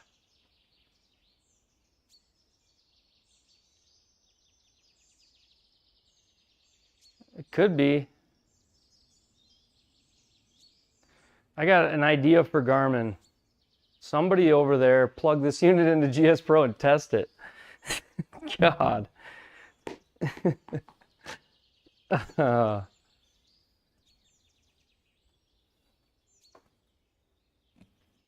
And see if this is the product they meant to put out.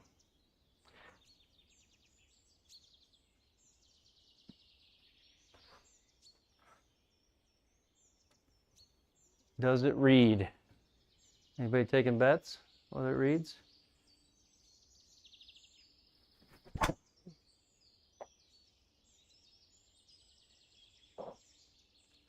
Sit.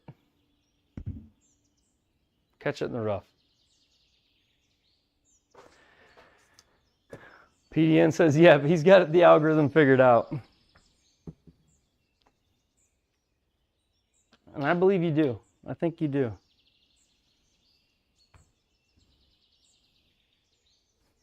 Six iron, we're going with whatever ball we can find. Actually, should I go for this pin like tight? I might as well. What are we talking about here? The prudent play would be the 6 iron long and right. Let's just hit the 7 iron right at it.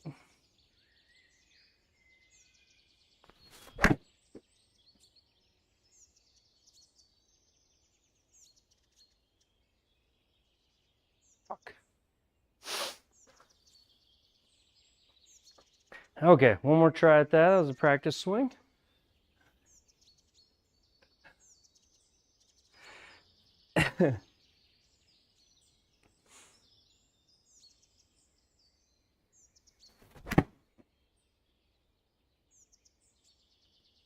Then I shut the face. Get up, hit the flag. Oh man.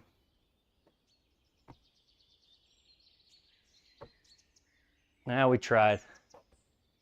We tried.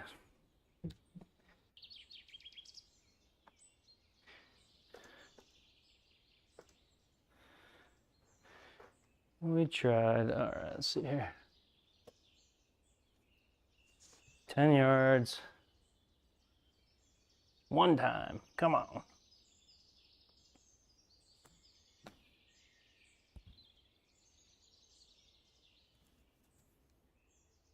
I do like chipping on a camera unit like this. That is nice. That is nice. We could. I'm done. I'm gonna really quick. I'll just do it on, if you guys gotta go, I get it, but I'm going to test on stream the Home T Hero. We'll unplug my camera behind the desk and I'll plug in Home T Hero.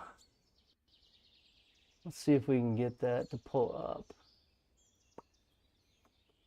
We're gonna put Home T Hero up here. End session.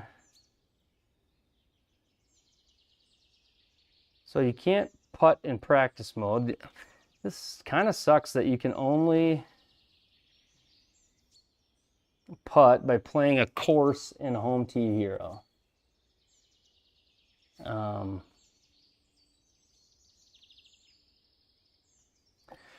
I'll put to this screen here in a second and we'll look at it. R50's new slogan should be 60% of the time. It works every time. Black Panther.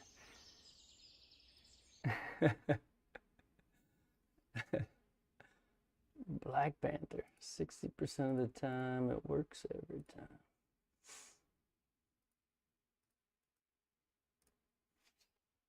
Okay, so we're gonna play Willow Run Golf Course, which is my home course, my league course, I think I should call it. Let's see here. So on this, it's got putting.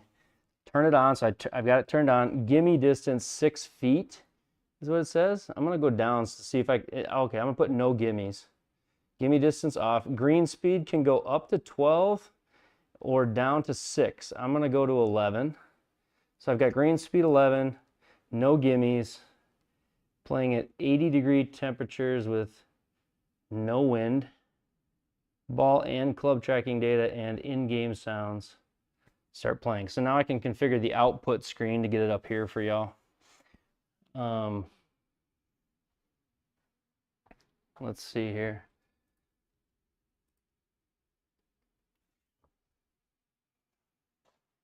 Hole 1, view settings, let's see here. External display. I want to just give you, no, I don't want a mirror, do I? No. Don't want to mirror the display.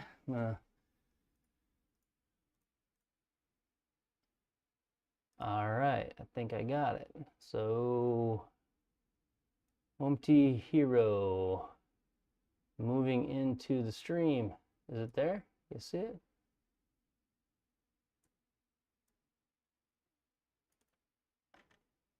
Garmin R50 impact screen. So let's turn off GSPro for a second. You guys see Home T Hero, right? Yeah. Yeah, no, yeah.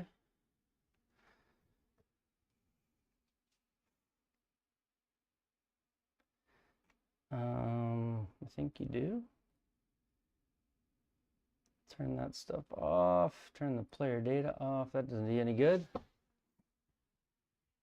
And honestly, we can turn off projection. So we'll just turn this off too.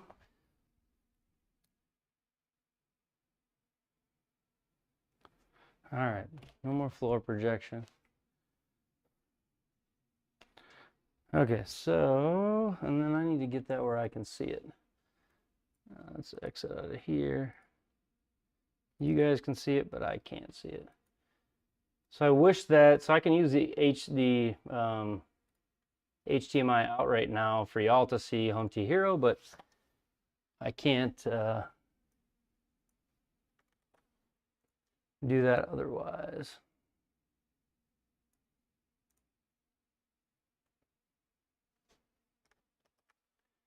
I'll turn that off too. Okay, cool.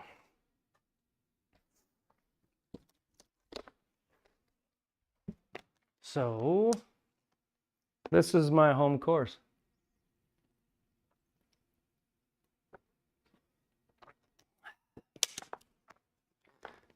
Yes, you're right. That's what I've got going on right now. So behind the screen you see, that's what I've got. Let's see your full screen window projector.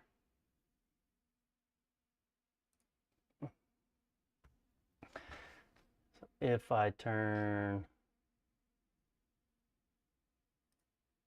I see what you see. My camera adjusts so much so that you won't be able to tell that. All right, so let's quick do this. I want to get to a green. This is for science. We want to get all the way up to a green eventually here.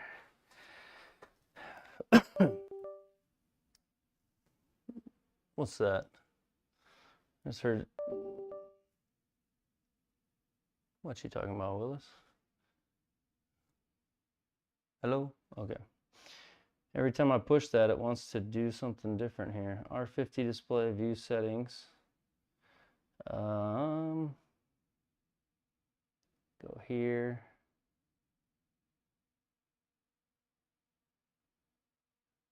Done. All right, so now I've got all the path data I had before, but okay, this doesn't look exactly like my home course, but it kind of does. This is, you know what I should do? Compare this Willow Run to the GSPro Willow Run, because it is on both. And GSPro's looks phenomenal, this not so much. Okay, for science, are you gonna read a shot off the tee? Here we go.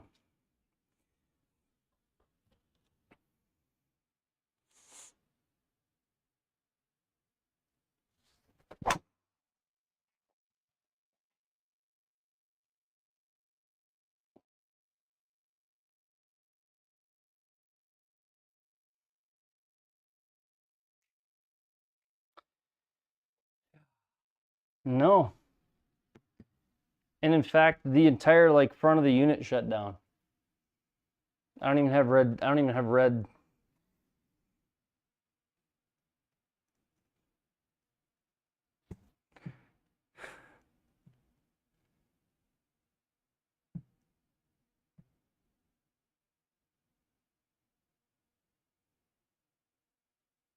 What in the world, man? Maybe I got a dud. Starting the round again, same settings. Start playing.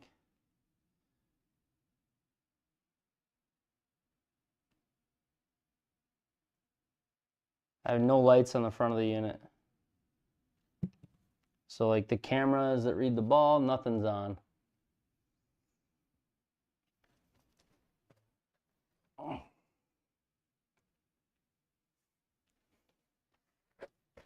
That is okay.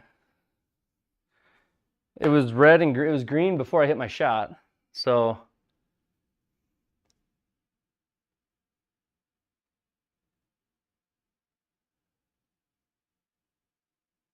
yeah, that's the thing. Yeah, it's what's frustrating to me watching promo YouTubers and then being, you know, wanting to be like I'm doing YouTube content, right? I'm putting out videos on products also, but not from the standpoint that someone's paying me to put it out.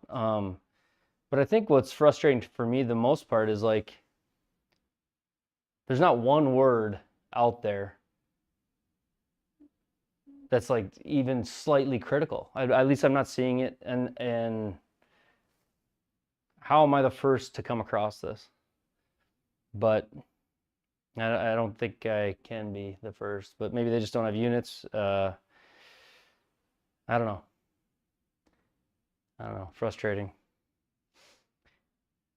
So recently played. Sorry, I should tell you what I'm doing. I restarted the unit. We're gonna go gold tees. Same settings. Putting. 80 degrees.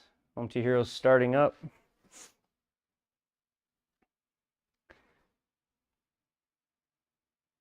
Why do you guys see that on the screen right now? That's confusing to me. That you guys see anything at all.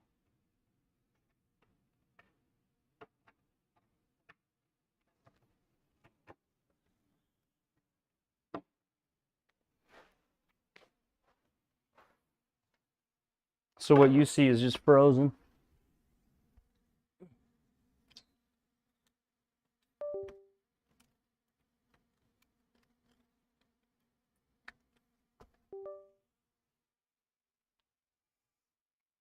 Okay, let's go here, properties.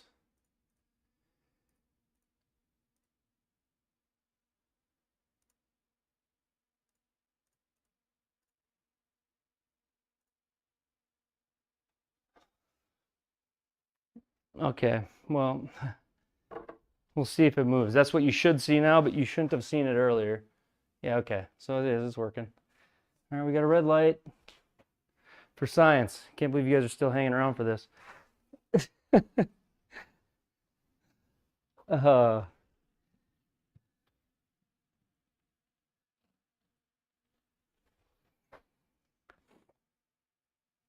Ready to hit, it says. Ready to hit.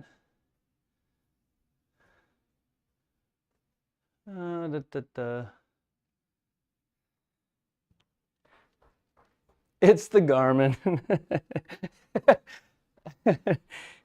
It doesn't take science, he says.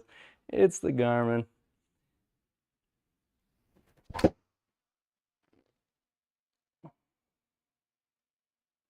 That's my ball flight.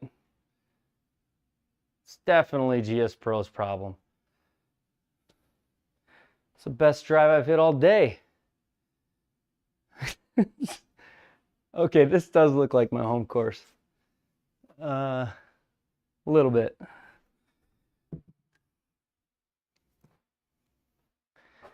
$164. We got to get up to that green. All right. Yeah, why isn't there any on-screen data? Can I change that for y'all? You guys are like, just hit, just get to the green. All right, I heard you. 20 feet uphill. Yeah, I probably need one more club.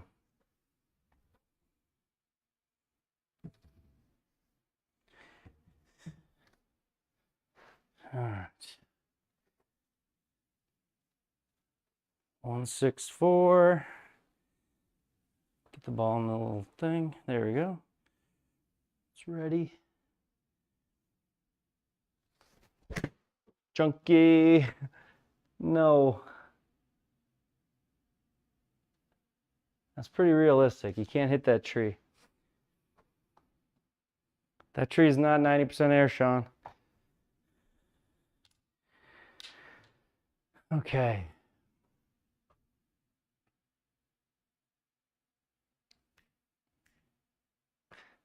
I think you're right.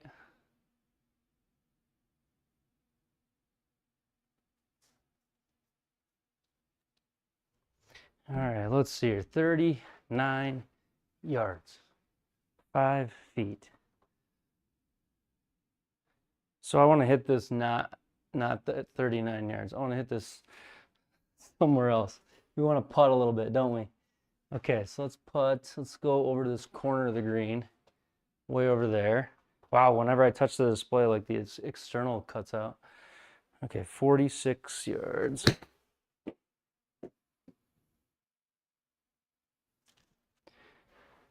was a good shot where I was trying to go. Okay, so we are putting. We're putting. What's it do different on here? Does it do anything different on here? I'm trying to see.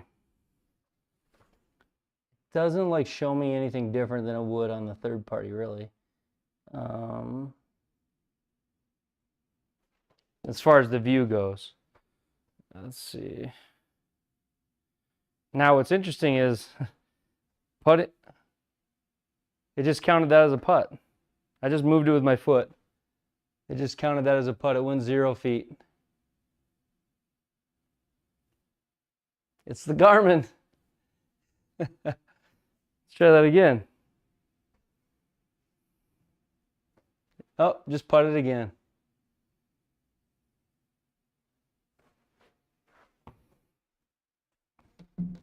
Come on, man. Come on, man.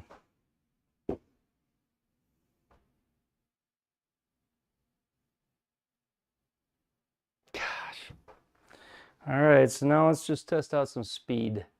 What do I got to this hole? 41 feet, downhill 17 inches. So I'm gonna hit, oh, my control box doesn't work. I'm gonna hit it. I'm gonna hit left. I'm just gonna try to hit it like 10 feet. See how far it goes. I'm gonna hit, my cup is 10 feet in front of me. Stimp 11 in the game, they went 8 feet in the game. But now GSPro's got its own algorithm. It did say that was 5.4 miles an hour. I would say that GSPro still is also calling that 5.4 miles an hour. Because I feel like I tested my cup out earlier today, and my cup was 5 miles an hour. Yep. So in this 5 miles an hour on Stimp 11, the ball goes 10 feet.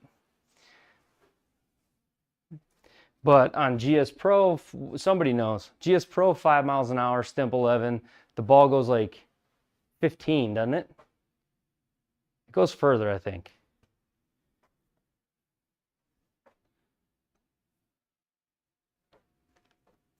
All right, so again, for me, what does this feel like for 20? So this is 20 feet for me. I'll hit a putt that to me feels like 20 feet. I'm just gonna do it the old way. That felt like 20 foot that I just putted. 27, 30. So that was 8 miles an hour. But it's not missing anything. It's not missing a read. In fact, the view in front of me switches to a putter before I ever hit putt. It switches, like there's a club path and face. It switches to a putter prior to me hitting the putt. On GSPro, it does not do that.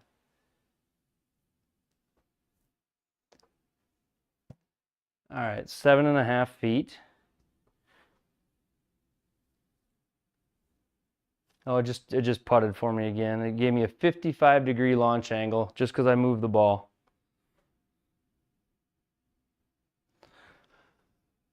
Fuck.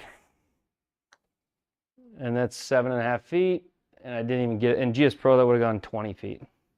So there's obviously, and it said that was 4.6 miles an hour. There's no gimmies though. I said there was no gimmies. What did it do? I had too many shots. We'll see if the first tee shot gets missed. Hole 2. Hole 2, a nerfed par, used to be a par 5. Till they nerfed it for the public, made it a par 4. Little local knowledge for y'all. So it's still showing a putter on the screen in front of me. It's not switched to a club. That was a slice, and it's slicing. There is no creak on this hole anymore. The creek has been buried to make room for public golfers. So that's fake news. What you're seeing right there is not Willow Run. Fake news.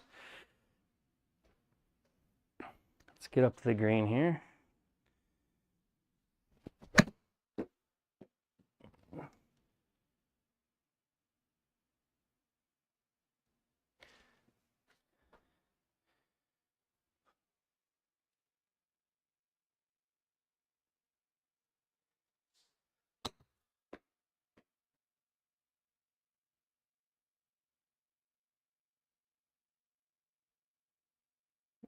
That should not stay up there. That should be downhill like 2 feet to this pin. We'll see. That's not.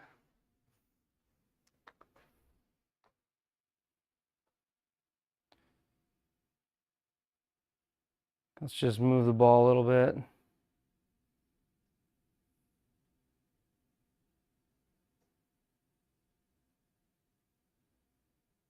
Okay, watch this. Let's go.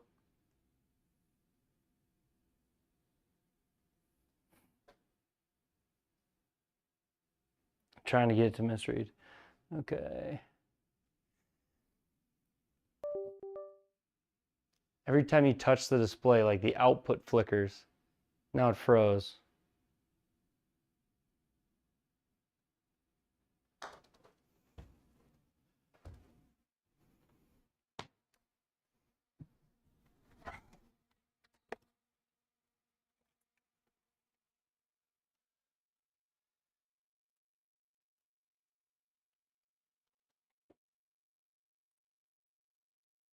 All right.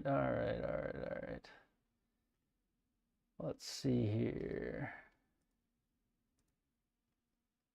Frozen. I'm frozen now.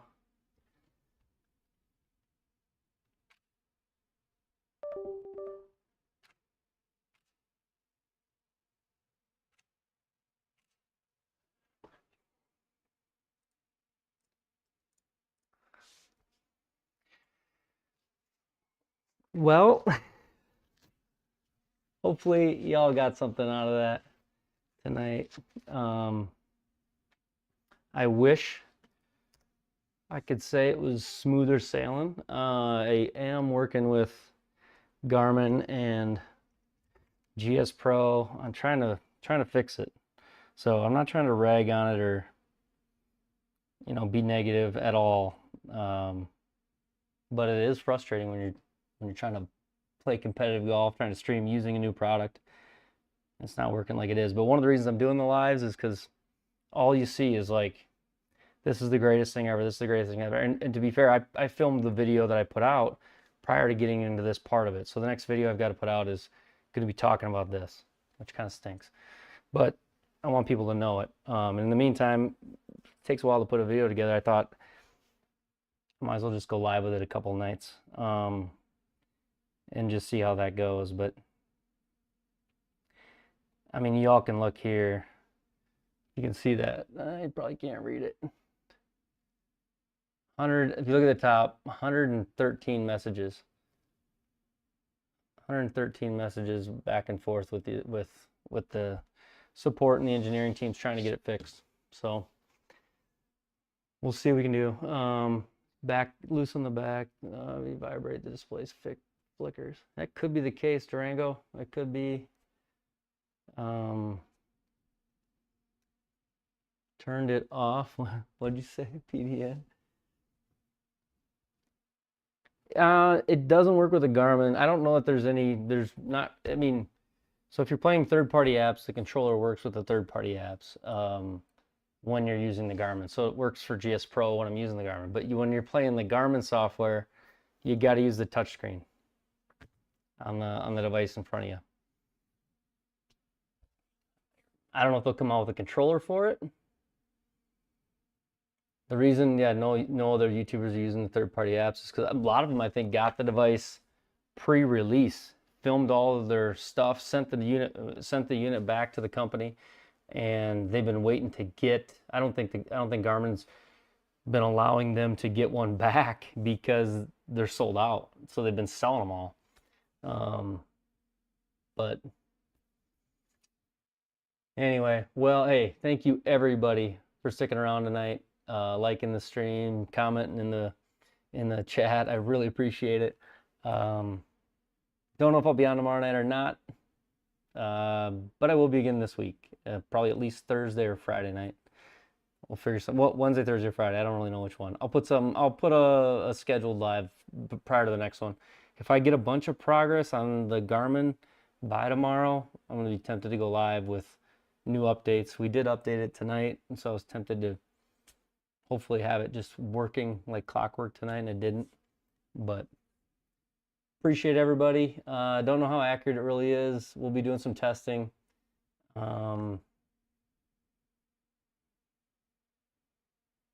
It's hard to say, Brandon. Hard to say. It's 3,000 is a good price. BOP's got it depends on what you want to do with it. Depends on if they fix. You gotta assume they're gonna fix all this stuff. You know, I gotta believe a big company like that's gonna fix all this stuff. So, yeah. Thanks, Brendan. Thanks, Durandos. Thanks, Sam. PDN, Stu. You know the thing. So we'll catch you guys next time. Appreciate you.